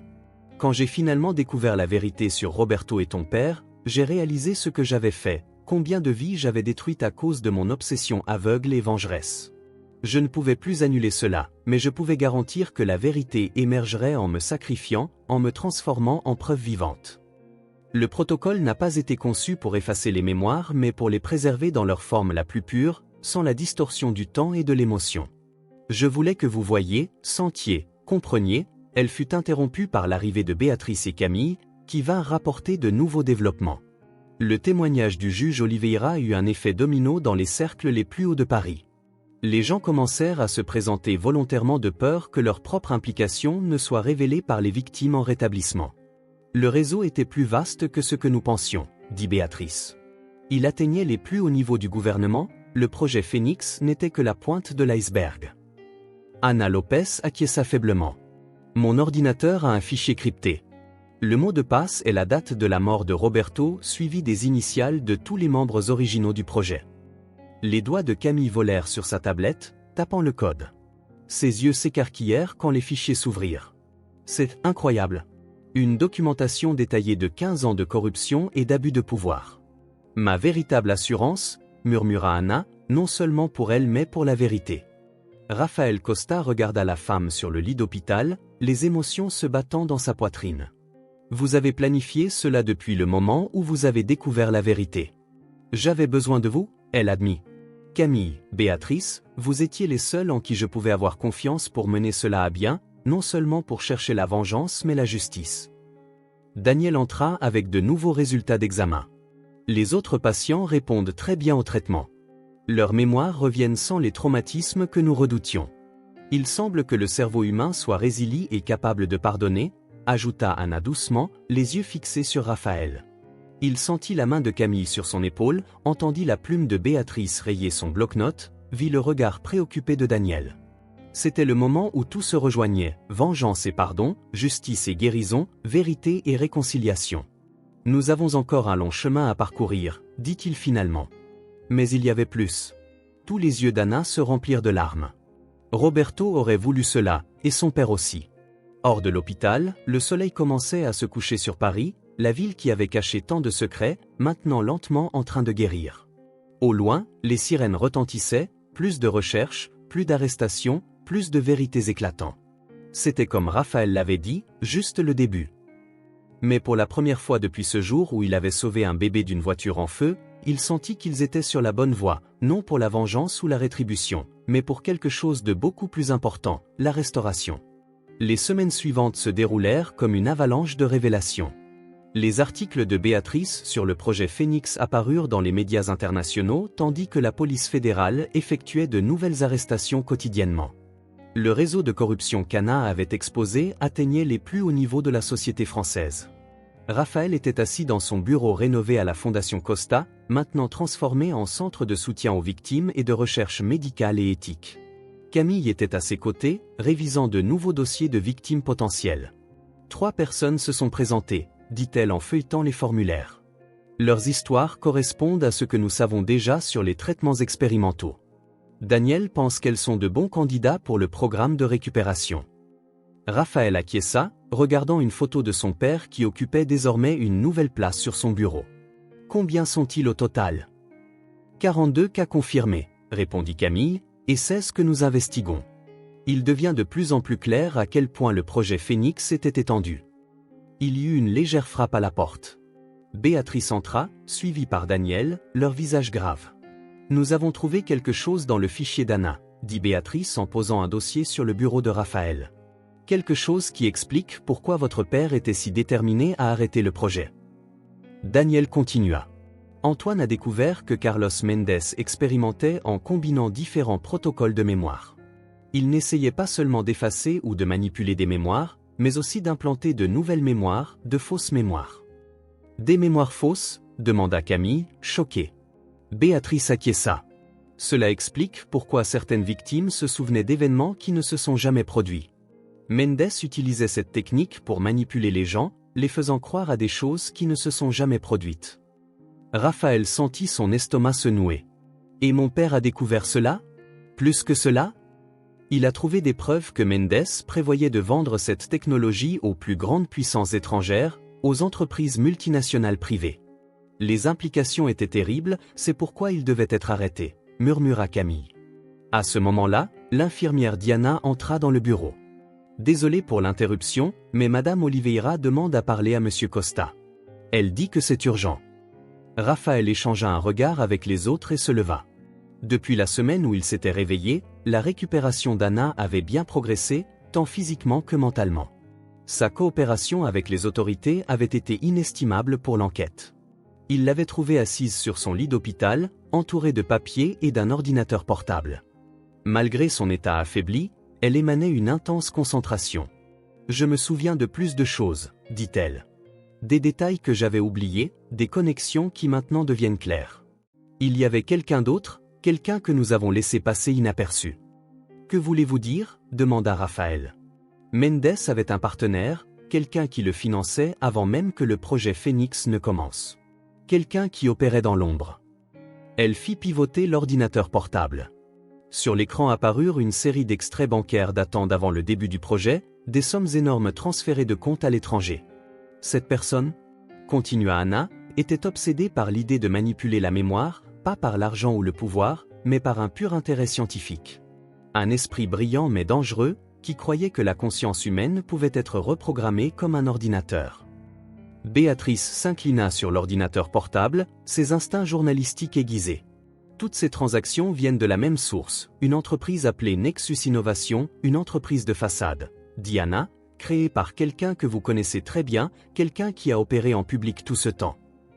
Raphaël sentit un frisson parcourir son échine en voyant le nom à la fin du document, un nom qui changeait tout ce qu'il pensait savoir sur le projet Phoenix, Dr Clara Fernandez. Camille lut à voix haute. Chef de l'équipe de recherche qui a développé le protocole original de mémoire à l'Université de Paris et ma mentor. Daniel chuchota. Son visage était pâle. Elle était celle qui m'a recommandé de travailler avec Mendes. Raphaël se rappela de la femme élégante qu'il avait rencontrée quelques fois lors de congrès médicaux. Elle était connue comme une pionnière en recherche neuroscientifique, respectée dans les cercles académiques du monde entier. Elle nous a tous utilisés, dit Anna. Mendes n'était que son exécutant. J'étais un pion dans son jeu. Elle voulait voir jusqu'où elle pouvait aller avec la manipulation des mémoires humaines, et nous avons été ses cobayes parfaits. Béatrice commença déjà à appeler ses contacts à la police fédérale. Elle doit encore être à Paris, dit-elle. D'après son agenda universitaire, elle donne une conférence cet après-midi sur l'éthique en recherche médicale. Quelle ironie, murmura Camille. Raphaël se leva. Nous devons la stopper avant qu'elle ne découvre et ne fasse disparaître toutes les preuves, tout le progrès que nous avons fait pour aider les victimes. Attendez, interrompit Anna. La recherche de Clara est allée au-delà de ce que même Mendes savait. Elle a développé une méthode non seulement pour manipuler des mémoires individuelles, mais pour reprogrammer des structures complètes de personnalité. Les implications sont stupéfiantes. Daniel s'effondra sur une chaise. C'est pour ça que le protocole de récupération a tellement bien fonctionné, murmura-t-il. Il était basé sur sa recherche originale. Nous avons besoin de son expertise, dit Camille. Pour aider toutes les victimes, pour s'assurer que les traitements n'aient pas d'effets secondaires imprévus. Mais c'est un monstre, protesta Béatrice. C'est une scientifique qui est allée trop loin. Comme moi, mais la différence est qu'elle n'a jamais arrêté, jamais remis en question l'éthique de ce qu'elle faisait. Raphaël se dirigea vers la fenêtre, regardant le campus de l'université visible au loin. Quelque part là-bas, Clara Fernandez donnait probablement cours à une nouvelle génération de médecins et de chercheurs. Nous allons aborder cela différemment, dit-il finalement. Aucune arrestation, aucun scandale encore. Les autres le regardèrent, questionnant. Elle a des connaissances dont nous avons besoin, expliqua-t-il, et des connexions que nous ne connaissons pas encore. Si nous apprenons maintenant, tout cela disparaît. Que suggérez-vous ? Demanda Béatrice. Nous utilisons ces méthodes contre elle, répondit Raphaël. Nous faisons en sorte qu'elle pense qu'elle a encore le contrôle, que son implication dans le projet Phénix reste cachée, pendant que nous collectons plus de preuves et identifions son réseau. Un jeu dangereux, avertit Anna. Mais c'est le seul jeu que nous pouvons jouer, dit Camille, comprenant où Raphaël voulait en venir. Toute sa recherche, tout son savoir pour s'assurer que toutes les victimes puissent se rétablir complètement. Daniel se leva. Je peux entrer en contact avec elle. Elle me fait encore confiance. Béatrice acquiesça lentement. Et je peux écrire un article pour la tranquilliser, suggérant que l'enquête est centrée sur Carlos et Anna, pendant que nous continuons à fermer le cercle autour d'elle. Non pas par vengeance, mais par une manière de vraiment clore ce dossier pour s'assurer que cela ne se reproduise plus jamais. Tous regardèrent Anna, toujours allongée dans son lit d'hôpital. Elle sourit faiblement. « Vous m'avez donné une seconde chance, dit-elle. Peut-être que Clara le mérite aussi, mais d'abord, elle doit être arrêtée. » Raphaël regarda à nouveau l'université au loin. Une nouvelle phase de leur lutte avait commencé, et cette fois ils ne se reposeraient pas avant que les dernières ombres du projet Phénix ne soient dissipées. Le grand auditorium de l'Université de Paris était plein d'étudiants et de scientifiques qui écoutaient attentivement la docteure Clara Fernandez. Elle était sur scène, élégante et confiante, parlant des limites éthiques de la recherche en neurosciences avec une conviction presque hypnotique. Raphaël et Camille étaient assis au fond de la salle, discrets parmi les auditeurs. Daniel les avait aidés à entrer sous prétexte d'être des candidats potentiels à de nouvelles recherches. Alors qu'ils écoutaient Clara parler de la nécessité de directives éthiques en recherche médicale, Raphaël sentit son estomac se nouer à l'ironie. C'est pour ça qu'on doit toujours mettre la dignité humaine en premier, conclut Clara son discours. La réaction du public fut retentissante. Des étudiants se levèrent pour la féliciter, de jeunes chercheurs se pressèrent pour attirer son attention. Elle gérait tout avec grâce et un sourire modeste que Raphaël reconnaissait maintenant comme un masque parfait. « Elle est brillante », murmura Camille d'une manière inquiétante. Daniel s'approcha d'eux. Son visage, un mélange d'admiration et de répulsion. « Elle m'a guidé pendant des années, dit-il doucement, je pensais la connaître. » Pendant que l'auditorium se vidait lentement, Daniel présenta à sa mentor. La poignée de main de Clara était chaude et ferme, son sourire calculé mais non hostile. « Ah, monsieur Costa, dit-elle. Votre voix est douce comme du miel. J'ai beaucoup lu sur vous dans les journaux. Votre lutte pour révéler la vérité derrière le projet Phénix est admirable. » Raphaël sentit un frisson parcourir son échine à la manière dont elle prononçait le mot « vérité ». « Je fais ce que mon père aurait fait », répondit-il calmement. « Ah oui, Antoine, un homme brillant. Sa perte a été une tragédie pour la communauté scientifique, » elle le regarda intensément. « J'ai compris que vous continuez son travail à travers la fondation, mais d'une manière différente. » Camille intervint dans la conversation. « Nous nous concentrons maintenant sur aider les victimes d'expériences médicales non éthiques. » Pour une fraction de seconde, les yeux de Clara s'attachèrent à Raphaël, mais son sourire resta parfait, avec un objectif noble. « Peut-être pouvons-nous collaborer. Mon expertise pourrait être précieuse pour restaurer ces personnes, » dit-elle. « Exactement ce que nous attendions, » dit Raphaël. « Nous avons vraiment besoin d'expertise pour affiner les protocoles de récupération. » À ce moment-là, tous les téléphones dans la salle vibrèrent en même temps. Une nouvelle de dernière minute, l'article de Béatrice avait été publié. Raphaël vit Clara lire la nouvelle, son visage impassible mais ses doigts serrèrent légèrement son téléphone. « Terrible, » dit-elle en levant les yeux. Cette pauvre Anna Lopez, un esprit si brillant consumé par la vengeance et l'obsession, et Carlos Mendes. Je n'aurais jamais imaginé qu'il serait capable de quelque chose comme ça. Nous vivons des temps troublants, dit Camille. C'est pourquoi il est encore plus important que des personnes comme vous continuent de lutter pour l'éthique en sciences. Le sourire de Clara s'élargit. En effet. Allons prendre quelque chose. J'aimerais en savoir plus sur votre travail avec les victimes. Alors qu'il quittait la salle, Raphaël vit Béatrice discrètement prendre des photos dans un coin du bâtiment. Le jeu avait commencé. Clara les manipulait, mais elles tombaient lentement dans leur filet. Quand Clara se retourna et le regarda, Raphaël vit quelque chose dans ses yeux qui le fit hésiter, une acuité, une intelligence suggérant qu'elle jouait peut-être aussi. Il se demanda qui manipulait réellement qui. Dans un café tranquille près de l'université, un jeu d'échecs psychologique subtil mais intense se déroulait. Clara Fernandez était assise, sa posture droite mais ses yeux attentifs. Danny était stratégiquement positionné à une table proche, apparemment immergé dans des papiers de recherche. « Votre travail avec les protocoles de récupération est fascinant », dit Clara en remuant son expresso, mais je me demande si vous réalisez à quel point la mémoire humaine est complexe. Un ajustement incorrect, répondit Camille, le protocole d'Anna fonctionne. Mais nous voulons nous assurer des effets à long terme.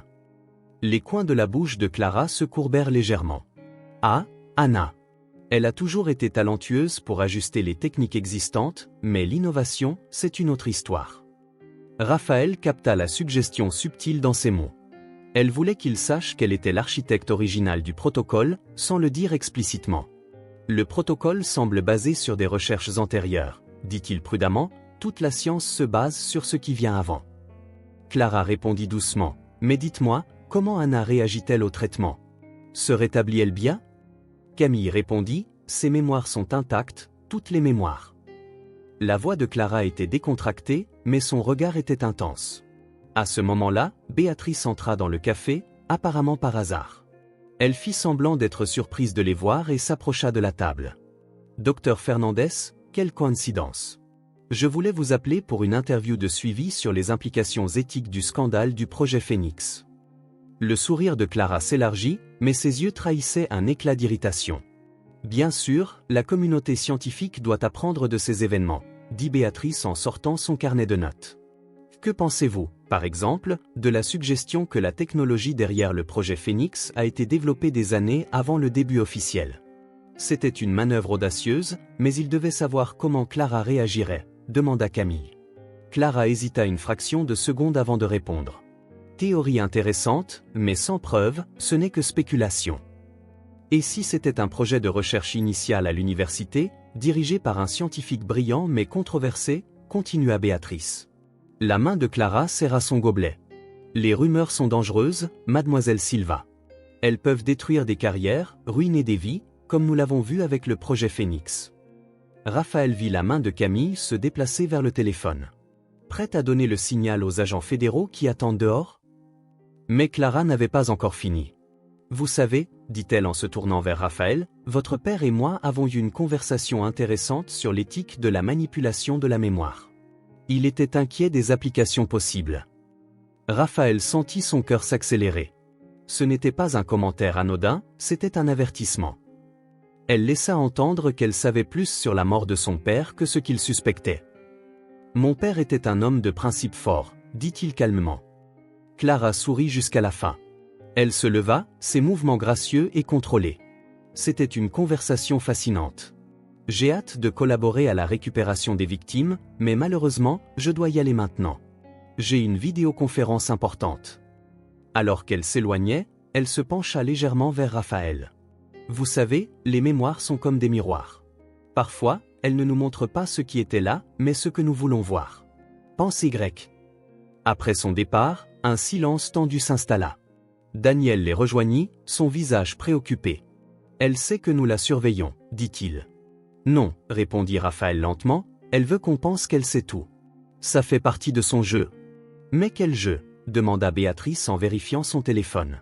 Les agents rapportent qu'elle s'est dirigée directement au bureau. Tous les systèmes sont opérationnels, tout l'équipement d'écoute fonctionne. Raphaël regarda la tasse vide de Clara. Nous devons faire attention. Elle n'est pas seulement l'architecte du projet Phénix, elle est l'architecte de la manipulation elle-même, et j'ai l'impression qu'elle vient de faire son premier coup dans un jeu dont nous ne connaissons pas encore les règles. Dans le centre de commandement sécurisé installé à un étage abandonné de l'hôpital, Raphaël et son équipe écoutèrent les enregistrements du bureau de Clara après leur rencontre au café. Elle avait passé des heures au téléphone, parlant dans plusieurs langues avec des personnes du monde entier. Elle prépare quelque chose, dit Béatrice en prenant des notes des conversations qu'il pouvait comprendre.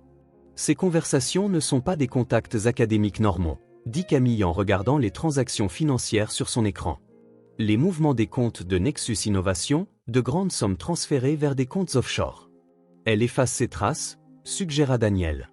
Non, dit Raphaël lentement, elle nous montre exactement ce qu'elle veut que nous voyions.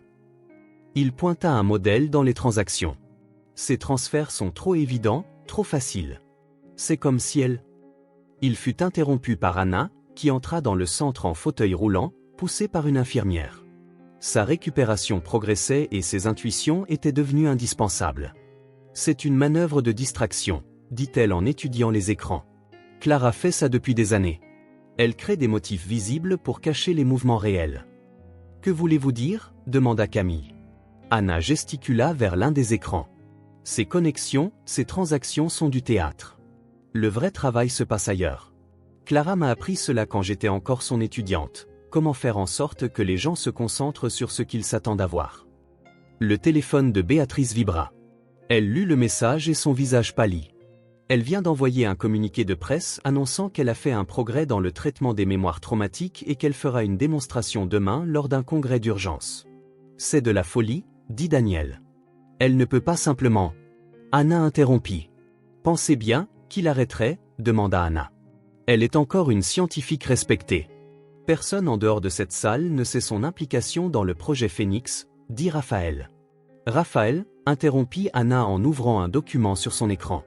Je viens d'accéder à ses protocoles de recherche. Le progrès qu'elle veut démontrer est une version adaptée du protocole original du projet Phénix. Mais c'est trop dangereux, protesta Daniel. Nous savons ce qu'elle fait aux gens, dit Anna. Elle sait aussi. Raphaël, avec gravité, répondit, ce n'est pas une démonstration, c'est une menace. Elle nous montre ce qu'elle peut faire si nous la coinçons. Béatrice feuilleta le communiqué de presse. Elle a déjà 3 volontaires pour la démonstration, des figures proéminentes qui affirment vouloir se débarrasser de mémoires traumatiques, ou des personnes qu'elle a forcées, dit Camille. Les yeux d'Anna s'écarquillèrent en voyant les noms. Toutes ces personnes étaient impliquées dans le projet original, elles doivent être sous son contrôle, dit Camille. Raphaël sentit un frisson parcourir son échine. Elle va refaire cela ouvertement cette fois, et nous ne pouvons pas la stopper sans nous exposer. Peut-être pas, dit Anna soudainement. Elle tourna son fauteuil roulant vers les ordinateurs et commença à taper rapidement quelque chose que Clara ne lui avait jamais appris, quelque chose qu'elle avait découvert par elle-même lors de ses recherches sur l'inversion des protocoles de mémoire. Les autres observèrent alors que ses doigts volaient sur le clavier, des codes et des diagrammes apparaissaient sur les écrans. Chaque protocole a une faiblesse, continua-t-elle. Un point où la manipulation peut être cassée. Nous n'avons pas besoin d'arrêter sa démonstration. Nous pouvons utiliser sa propre technologie contre elle. Raphaël s'inclina en avant, étudiant les formules complexes à l'écran. Vous voulez inverser son propre protocole durant la démonstration ? Anna acquiesça, un sourire sombre sur son visage. Exactement. Mais nous avons besoin de l'aide de quelqu'un qui peut s'approcher suffisamment d'elle pendant la démonstration. Tous les yeux dans la salle se tournèrent vers Daniel. Il déglutit difficilement, mais acquiesça. Elle me fait encore confiance, dit-il. Ou elle pense qu'elle peut me manipuler, dit-il, c'est dangereux, avertit Camille. Tout est dangereux quand Clara est impliquée, dit Raphaël, mais c'est notre chance, notre seule chance. L'auditorium du centre médical de Paris était complet, jusqu'au dernier siège. Des journalistes, des scientifiques et des professionnels de la santé se pressaient pour être témoins de ce qui avait été annoncé comme une avancée révolutionnaire dans la recherche neuroscientifique. Raphaël était parmi le public, apparemment calme mais intérieurement tendu. Camille était assise quelques rangées derrière lui, tandis que Béatrice était positionnée près de la presse. Leur plan était risqué, mais c'était la meilleure chance d'arrêter Clara sans que la vérité sur le projet Phénix n'éclate. Daniel était sur scène aux côtés de son mentor, son visage masquant un intérêt professionnel, tandis que Clara préparait sa présentation. Les 3 volontaires étaient assis sur des chaises confortables, connectés à ce que Clara avait décrit comme des interfaces neurales non invasives. « Mesdames et messieurs, commença Clara, aujourd'hui, nous sommes au seuil d'une nouvelle ère dans le traitement des mémoires traumatiques. Ce que vous verrez est le résultat de années de recherche éthique responsable. » Raphaël sentit son estomac se nouer avec le mot « éthique ». À travers son écouteur, il entendit la voix d'Anna venant du centre de commandement. Les interfaces sont actives. Daniel, tu dois charger les protocoles modifiés maintenant, dit-elle. Sur scène, Daniel se déplaça subtilement vers l'ordinateur principal, apparemment pour vérifier quelques réglages. Ses doigts volèrent sur le clavier, insérant ce qu'Anna lui avait appris. Clara était dans son élément, expliquant comment sa technologie pouvait isoler et restructurer des mémoires traumatiques spécifiques. Observez, s'il vous plaît, dit-elle en se tournant vers le premier volontaire. Cet homme a souffert pendant des années avec la mémoire d'un accident tragique.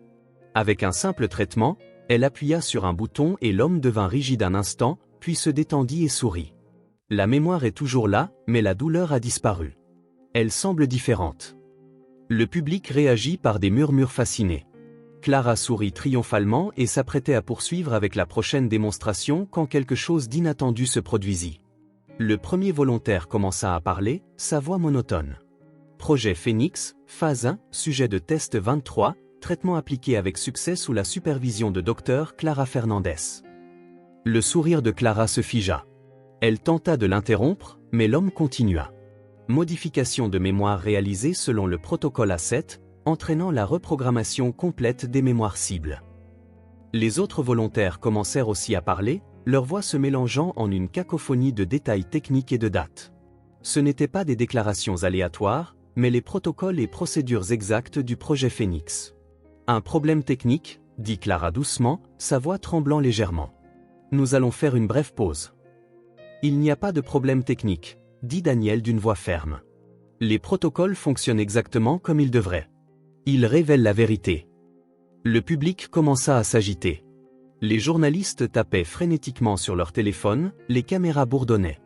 Les yeux de Clara parcouraient la salle et s'arrêtèrent sur Raphaël un moment. Il vit quelque chose dans son regard, pas la peur, mais une sorte de reconnaissance sombre. Elle redressa le dos, sa posture passant de celle de la scientifique chaleureuse à quelque chose de plus froid et dangereux. « Jeu intéressant, Monsieur Costa, dit-elle au microphone. Mais vous oubliez une chose. » Sa main se déplaça vers une petite télécommande dans sa poche. Avant que quelqu'un puisse réagir, elle appuya sur un bouton. Les lumières de l'auditorium clignotèrent et soudain, tous les écrans de la salle commencèrent à afficher une séquence complexe de codes. « Anna !» cria Raphaël dans son écouteur. « Que se passe-t-il » Elle activait un protocole de mémoire en masse. La réponse fut anxieuse, elle essaie d'effacer la mémoire de tous sur cette démonstration. Dans le chaos qui s'ensuivit, Raphaël vit Clara se diriger vers la sortie, mais elle ne comptait pas sur Camille qui bloqua son chemin. « Ça suffit, Clara », dit Camille calmement. La police fédérale a tout enregistré depuis l'extérieur. Pour la première fois, Raphaël vit une émotion authentique sur le visage de Clara, non pas l'expression soigneusement contrôlée qu'elle montrait toujours, mais une émotion brute et réelle. « Vous ne comprenez pas, » murmura-t-elle. « Ce que je fais est nécessaire. L'esprit humain est trop fragile, trop peu fiable. J'essaie de l'améliorer, de le perfectionner. » Vous offrez une manipulation, une illusion, interrompit Daniel. Vous détruisez les souvenirs. Raphaël, maintenant aux côtés de Camille, regarda Clara rire, un son rauque et amer, empreint de douleur, de trauma, des chaînes du passé. J'offre le contrôle, la perfection. Vous offrez un mensonge, dit-il. Je ne peux pas le permettre, dit Daniel. Il est temps de dire la vérité. Les écrans de l'auditorium commencèrent à disparaître lentement quand le contre-protocole d'Anna entra en action.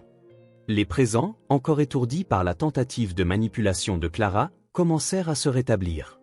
Mais Clara était toujours près de la sortie, sa main maintenant sur un second dispositif. « Vous pensez que vous avez gagné », dit-elle d'une voix glaciale. « Calmez-vous, ce n'était qu'une démonstration. Mon travail est déjà répandu dans le monde, des dizaines de cliniques, des centaines de médecins utilisent mes protocoles sans même le savoir. »« Nous savons, » dit Raphaël. « Nous avons traqué tous vos contacts, exposé tous vos réseaux. Des opérations sont en cours dans 17 installations différentes à travers le monde. Tout votre réseau s'effondre. » Dr Fernandez, pour une fraction de seconde, montra un éclat de peur sur son visage, rapidement masqué par son sourire contrôlé habituel. « Et que pensez-vous que vous allez trouver ? Des papiers, des ordinateurs, tout ce qui importe réellement. » Elle a frappé à la temporisation. « C'est ici », retentit exactement la voix d'Anna à travers les haut-parleurs de l'auditorium. Elle était présente par visioconférence depuis le centre de commandement, et c'est pourquoi nous avons adapté son propre protocole. Les yeux de Clara se plissèrent. « Que voulez-vous dire ?» demanda-t-elle alors que vous essayiez d'effacer les souvenirs de tous, expliqua Daniel. « Notre contre-programme a activé un protocole plus profond, un que nous avons développé basé sur vos propres recherches. Impossible, murmura Clara. Personne ne comprend mon travail assez bien pour que je comprenne, interrompit Anna. Je n'étais pas seulement votre étudiante, Clara, j'étais votre meilleure étudiante. Et pendant que vous m'appreniez à manipuler les souvenirs, j'ai appris à les libérer. Camilla fit un pas en avant. Les gens dans cette salle, vos soi-disant volontaires, leurs souvenirs réels reviennent maintenant, non seulement d'aujourd'hui, mais de tout ce que vous les avez fait oublier, comme si c'était un ordre. Un des volontaires commença à parler, sa voix maintenant plus claire, plus confiante. Janvier 2019, premier test du projet Phoenix, M. Fernandez a supervisé personnellement les modifications de mémoire. Nous avons été forcés de signer une deuxième voix, puis une troisième, une cacophonie de révélations détaillant un nouveau clou dans le cercueil des mensonges soigneusement construit par Clara. La main de Clara se dirigea vers l'appareil dans sa poche, mais Raphaël fut plus rapide. D'un mouvement rapide, il le arracha de sa main. « Ça suffit », dit-il doucement. « Ça suffit de manipulation, ça suffit de mensonge. » « Vous ne comprenez pas, » dit Clara pour la première fois avec une émotion authentique dans sa voix. « J'essayais d'aider les gens, l'esprit humain est si fragile, si plein de douleurs et de traumas. Je pouvais le réparer, l'améliorer en les privant de leur libre arbitre, demanda Camilla en décidant quelle mémoire ils pouvaient garder. Libre arbitre ? Clara rit amèrement. Nous sommes tous prisonniers de nos souvenirs, de nos traumatismes. J'ai offert la libération ? Non, dit calmement Raphaël. Vous avez offert le contrôle. À ce moment-là, les portes s'ouvrirent et une équipe d'agents fédéraux envahit la salle. Clara regarda autour d'elle, voyant son monde soigneusement construit s'effondrer, et pour la première fois, ils virent quelque chose de différent dans ses yeux. Non le calcul froid d'une scientifique, mais le regard sauvage de quelqu'un qui perd tout. Elle se tourna vers Daniel, sa dernière chance. Vous avez toujours été mon meilleur élève après Anna, vous comprenez pourquoi c'était nécessaire, n'est-ce pas, Daniel ? Daniel hocha lentement la tête. Je comprenais avant, je vous admirais, je voulais être comme vous. Mais maintenant je vois ce que cette ambition a fait de vous, ce qu'elle a fait de vous. Alors que les agents s'approchaient, Clara redressa le dos jusqu'au dernier moment. Elle resta la scientifique fière. Pensez-vous que c'est la fin ? Demanda-t-elle à Raphaël. C'est seulement le début, le monde verra que j'avais raison, l'esprit humain a besoin de direction, de contrôle, non ? Clara. Anna l'interrompit par visioconférence. L'esprit humain a besoin de liberté, et c'est ce que nous rendons. Dans les semaines qui suivirent l'arrestation de Clara, un processus global de récupération et de révélation se déroula. Le centre de commandement à l'hôpital devint un hub d'activité où Anna et Daniel travaillèrent ensemble pour convertir les protocoles de Clara et aider les victimes à récupérer leurs souvenirs réels. Raphaël était dans son bureau à la Fondation Costa, regardant la ville qui était lentement illuminée par le soleil levant. Camilla entra avec 2 tasses de café et les journaux du matin. La dernière installation a été démantelée hier, dit-elle en lui remettant un journal. Une clinique privée à Lyon utilisait les protocoles de Clara pour traiter des clients riches de souvenirs indésirables. Raphaël hocha la tête. Combien de personnes ont été affectées au total ? Selon les derniers comptes, plus de 300 victimes directes, répondit Camilla. Mais l'effet indirect, familles, amis, communautés entières ont été manipulés. Ils furent interrompus par Béatrice qui entra avec son ordinateur portable. Vous devez voir ça, dit-elle en ouvrant l'appareil. Clara fit une déclaration depuis la prison. Sur l'écran apparut le visage de l'autrefois fière scientifique. Elle paraissait plus âgée, plus fatiguée, mais ses yeux avaient toujours ce regard intense. Mon travail était important, dit-elle à la caméra. L'humanité n'est pas prête pour la vérité sur la fragilité de notre esprit, sur la facilité de manipulation. J'ai essayé de nous protéger de nous-mêmes. Raphaël coupa le son. Jusqu'à présent, elle justifiait encore ses actions ? Elle croit vraiment qu'elle faisait le bien, dit la voix d'Anna. Elle était en visioconférence depuis le centre de récupération. C'est le type de conviction le plus dangereux quand quelqu'un est tellement certain de sa propre droiture qu'il dépasse toutes les limites éthiques. Comment vont les traitements de récupération ? Demanda Camilla. Le visage d'Anna s'illumina mieux qu'on n'aurait pu l'espérer. Renverser les protocoles est un travail délicat, mais les résultats sont remarquables. Les gens ne récupèrent pas seulement leurs souvenirs, ils semblent aussi plus forts. Plus forts ? Demanda Béatrice. C'est comme si briser la manipulation les avait rendus plus résilients, expliqua Daniel, qui apparut à côté d'Anna à l'écran. Ils sont maintenant conscients de la valeur de leurs souvenirs, de l'importance de protéger leurs propres esprits. Raphaël se leva et marcha jusqu'au mur où pendait maintenant une nouvelle photo, son père aux côtés de l'équipe de recherche originale, y compris une jeune Clara Fernandez. Nous n'avons pas encore tout découvert, n'est-ce pas ? Ce n'est pas à propos du vrai motif pour lequel elle a commencé cela, pourquoi elle est devenue si obsédée. Peut-être n'avons-nous pas besoin de savoir, dit Camilla doucement. Certains mystères sont mieux laissés sans solution. Ce qui importe, c'est ce que nous faisons maintenant. Ajouta Anna à la Fondation, ses nouvelles directives de recherche pour la neuroscience éthique. C'est le véritable héritage qui émerge de tout cela. Béatrice acquiesça. Et la vérité, elle peut enfin être racontée. Raphaël se tourna vers son équipe. Ces personnes sont passées par l'enfer pour révéler la vérité et apporter justice. Nous avons encore beaucoup de travail à faire, dit-il. Mais pour la première fois depuis mon père, depuis que tout a commencé, je sens que nous sommes sur la bonne voie. Camilla prit sa main. Nous n'y sommes pas encore arrivés, dit-elle avec un petit sourire, mais nous sommes plus proches que jamais. De la fenêtre, Paris s'étendait sous le soleil du matin, une ville qui se réveillait lentement d'un long cauchemar de vérités manipulées et de souvenirs volés. Et au centre de récupération, un nouveau jour de guérison commençait. Récupérer des moments perdus, reconstruire des vies fragmentées par l'ambition d'un esprit brillant mais perdu. C'était comme Raphaël l'avait dit, seulement le début. Mais c'était un début basé sur la vérité, l'éthique, le respect de l'esprit humain dans toute sa complexité et sa vulnérabilité. Et c'était, au final, la plus grande victoire de toutes. Un mois après l'arrestation de Clara, Raphaël se retrouva dans les archives de l'université où lui et Béatrice fouillaient d'anciens documents de recherche. Ils avaient enfin obtenu la permission d'étudier les premiers travaux de Clara à la recherche du moment où la brillante science était devenue une obsession dangereuse. « Regarde ici », dit Béatrice en levant un carnet jaunâtre. C'est d'il y a 15 ans, quand elle travaillait encore avec son père. Raphaël prit le carnet avec précaution. Les pages étaient remplies de l'écriture soignée de Clara, de diagrammes et de formules qui allaient former la base de ce qui deviendrait plus tard le projet Phénix. Mais parmi les notes techniques, il trouva quelque chose de plus. Des notes personnelles offrant un aperçu de la femme derrière la scientifique. Elle avait une fille, murmura-t-il en lisant un passage. Mariana souffrait de souvenirs traumatiques après un accident. Clara a essayé de l'aider. Camilla, qui venait d'entrer avec de nouveaux documents, s'arrêta. Une fille ? Il n'y a rien à ce sujet dans ces registres officiels. Voici plus, dit Béatrice en feuilletant d'autres papiers. Mariana ne répondait pas bien à la thérapie conventionnelle. Clara a commencé à expérimenter de nouvelles méthodes de traitement, initialement axées uniquement sur l'atténuation des souvenirs traumatiques, mais cela n'a pas fonctionné, compléta Raphaël en continuant de lire le carnet. L'état de Mariana s'est détérioré, alors elle a arrêté. Sa gorge se serra soudainement. Qu'est-ce qui s'est passé ? Demanda Camilla doucement. Elle a disparu, répondit la voix d'Anna à l'entrée. Elle entra dans la salle des archives en fauteuil roulant. Mariana a disparu sans laisser de traces, et avec elle, Clara que nous connaissions. La brillante scientifique la plus éthique était devenue une femme obsédée par le contrôle de l'esprit humain. Le saviez-vous ? Demanda Raphaël. Anna, j'ai découvert cela lentement au cours de mes propres recherches il y a des années. Mais à ce moment-là, Clara était déjà trop loin, trop convaincue de sa mission de perfectionner l'esprit humain. Daniel entra également, son visage sérieux. Nous venons de recevoir les derniers résultats du protocole de récupération.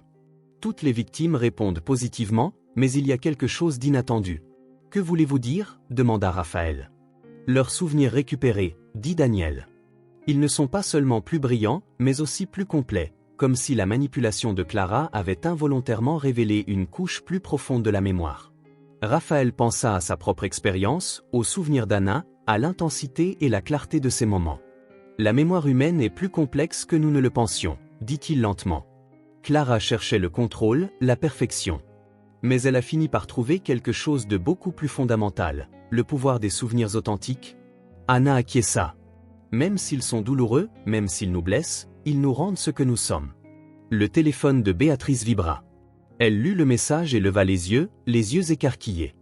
Ils ont trouvé Mariana. Le silence dans la salle fut assourdissant. Où ? Demanda Raphaël.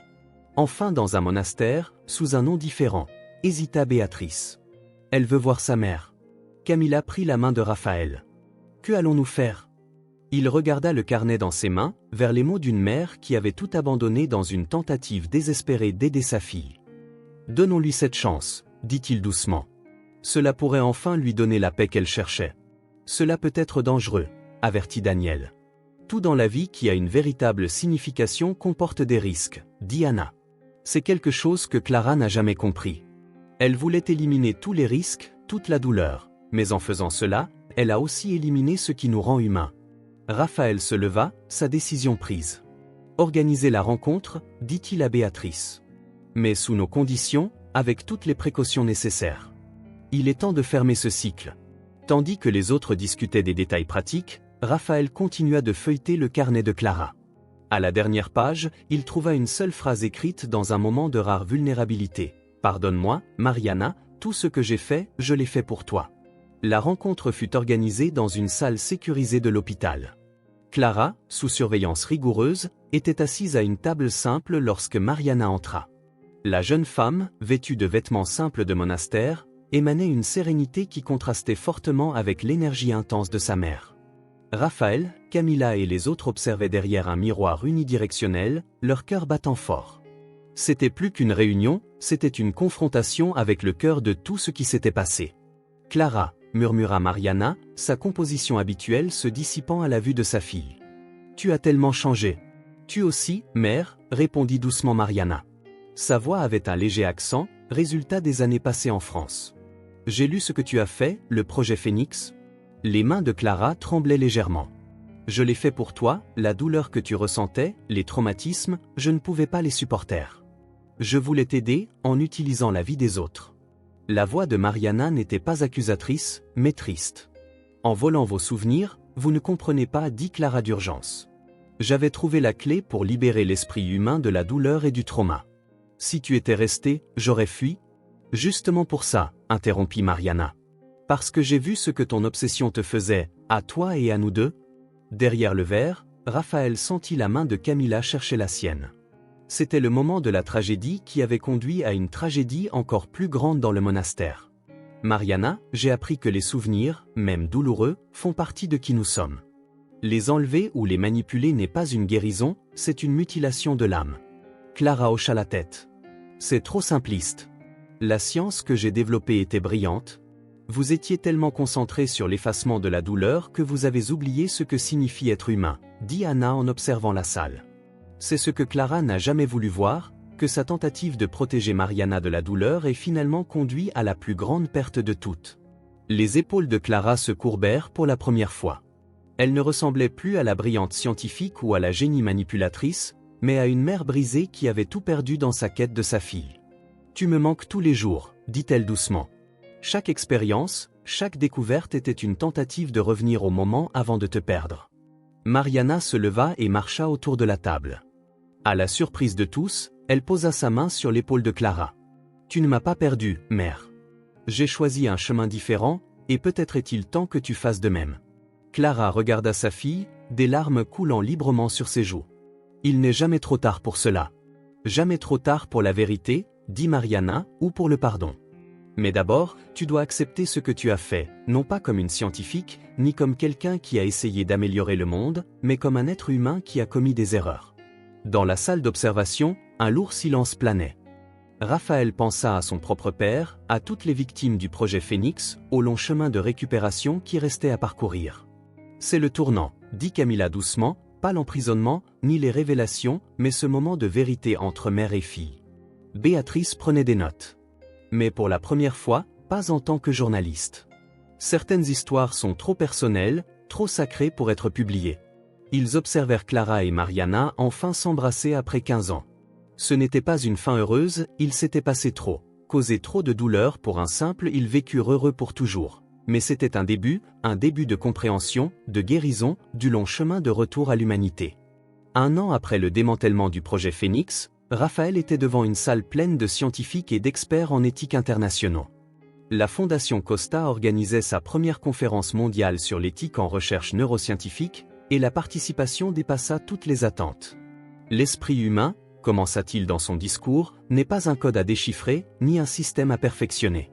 C'est un tissu délicat de souvenirs, d'expériences et d'émotions qui nous fait qui nous sommes. Dans l'audience se trouvait Camilla, qui dirigeait désormais la fondation. À ses côtés se tenait Anna, complètement rétablie, dédiée à développer des méthodes éthiques de traitement pour les patients traumatisés. Daniel dirigeait un nouveau département de recherche axé sur la compréhension et la protection de la mémoire humaine. Au cours de la dernière année, nous avons réussi à aider plus de 400 victimes de manipulation de mémoire non éthique, continua Raphaël, non en supprimant leur douleur ou en altérant leurs souvenirs, mais en les aidant à retrouver leur propre vérité. Béatrice, assise au fond de la salle, prenait des notes comme toujours. Ses articles sur le projet Phénix lui avaient valu une nomination au Pulitzer, mais elle avait choisi de continuer son enquête sur l'éthique en médecine. Mais aujourd'hui, nous ne sommes pas ici seulement pour regarder en arrière, dit Raphaël, nous sommes ici pour regarder vers l'avenir, pour garantir que la science ne soit plus jamais abusée comme cela a été le cas durant le projet Phénix. Il fit signe vers un grand écran où plusieurs visages apparaissaient, les victimes qui avaient accepté de partager leurs histoires, parmi lesquelles se trouvait le visage de son père, Antonio Costa, dont les avertissements précoces sur les dangers de la recherche incontrôlée de la mémoire avaient enfin été entendus. Ces personnes, continua-t-il avec une voix pleine d'émotion, nous ont appris que la véritable guérison ne vient pas de l'élimination de la douleur, mais de l'acceptation de notre histoire complète, y compris les moments difficiles. Dans une aile sécurisée de l'hôpital, And assistait à la diffusion en direct de la conférence. À ses côtés se trouvait Mariana, qui venait régulièrement de la France pour visiter sa mère.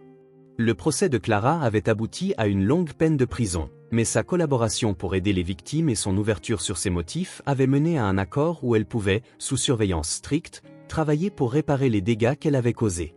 Et c'est pourquoi la Fondation Costa annonce aujourd'hui une nouvelle initiative de Raphaël, un réseau mondial de centres de recherche neuroscientifique éthique, des centres où la science et l'humanité marchent ensemble, où le progrès ne se fait jamais au détriment de la dignité individuelle.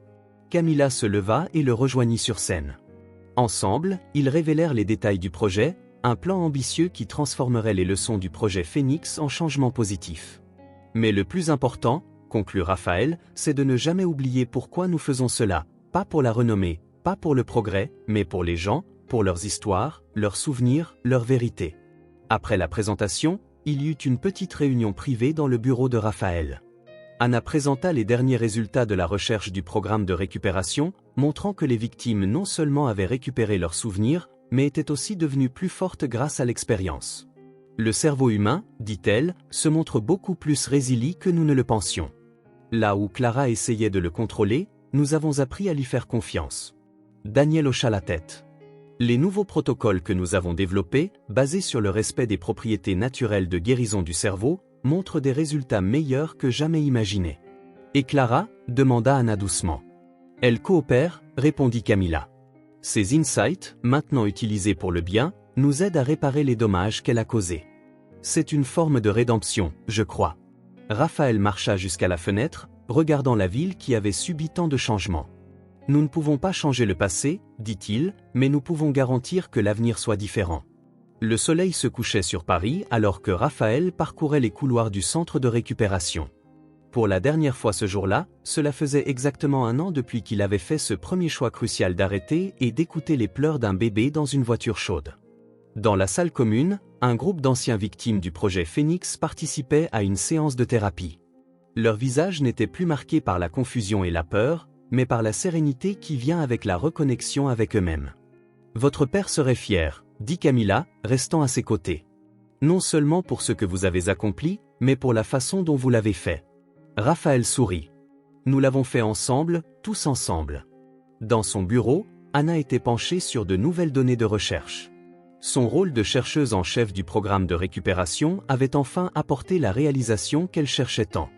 Les derniers tests sont pour bientôt, dit-elle en levant les yeux. Il semble que les effets positifs du programme de récupération soient durables. Daniel entra avec de bonnes nouvelles supplémentaires. La communauté médicale internationale a accepté nos nouvelles directives éthiques. À partir de maintenant, toute recherche neuroscientifique devra suivre ces normes. Béatrice, qui venait de revenir d'une interview avec un des patients récupérés, les rejoignit. Les histoires que ces personnes peuvent raconter maintenant, dit-elle, sont plus puissantes que n'importe quelle avancée scientifique. Elles montrent qu'il y a toujours de l'espoir, toujours un chemin de retour. Ils marchèrent ensemble jusqu'à la terrasse où les derniers rayons de soleil baignaient la ville en or.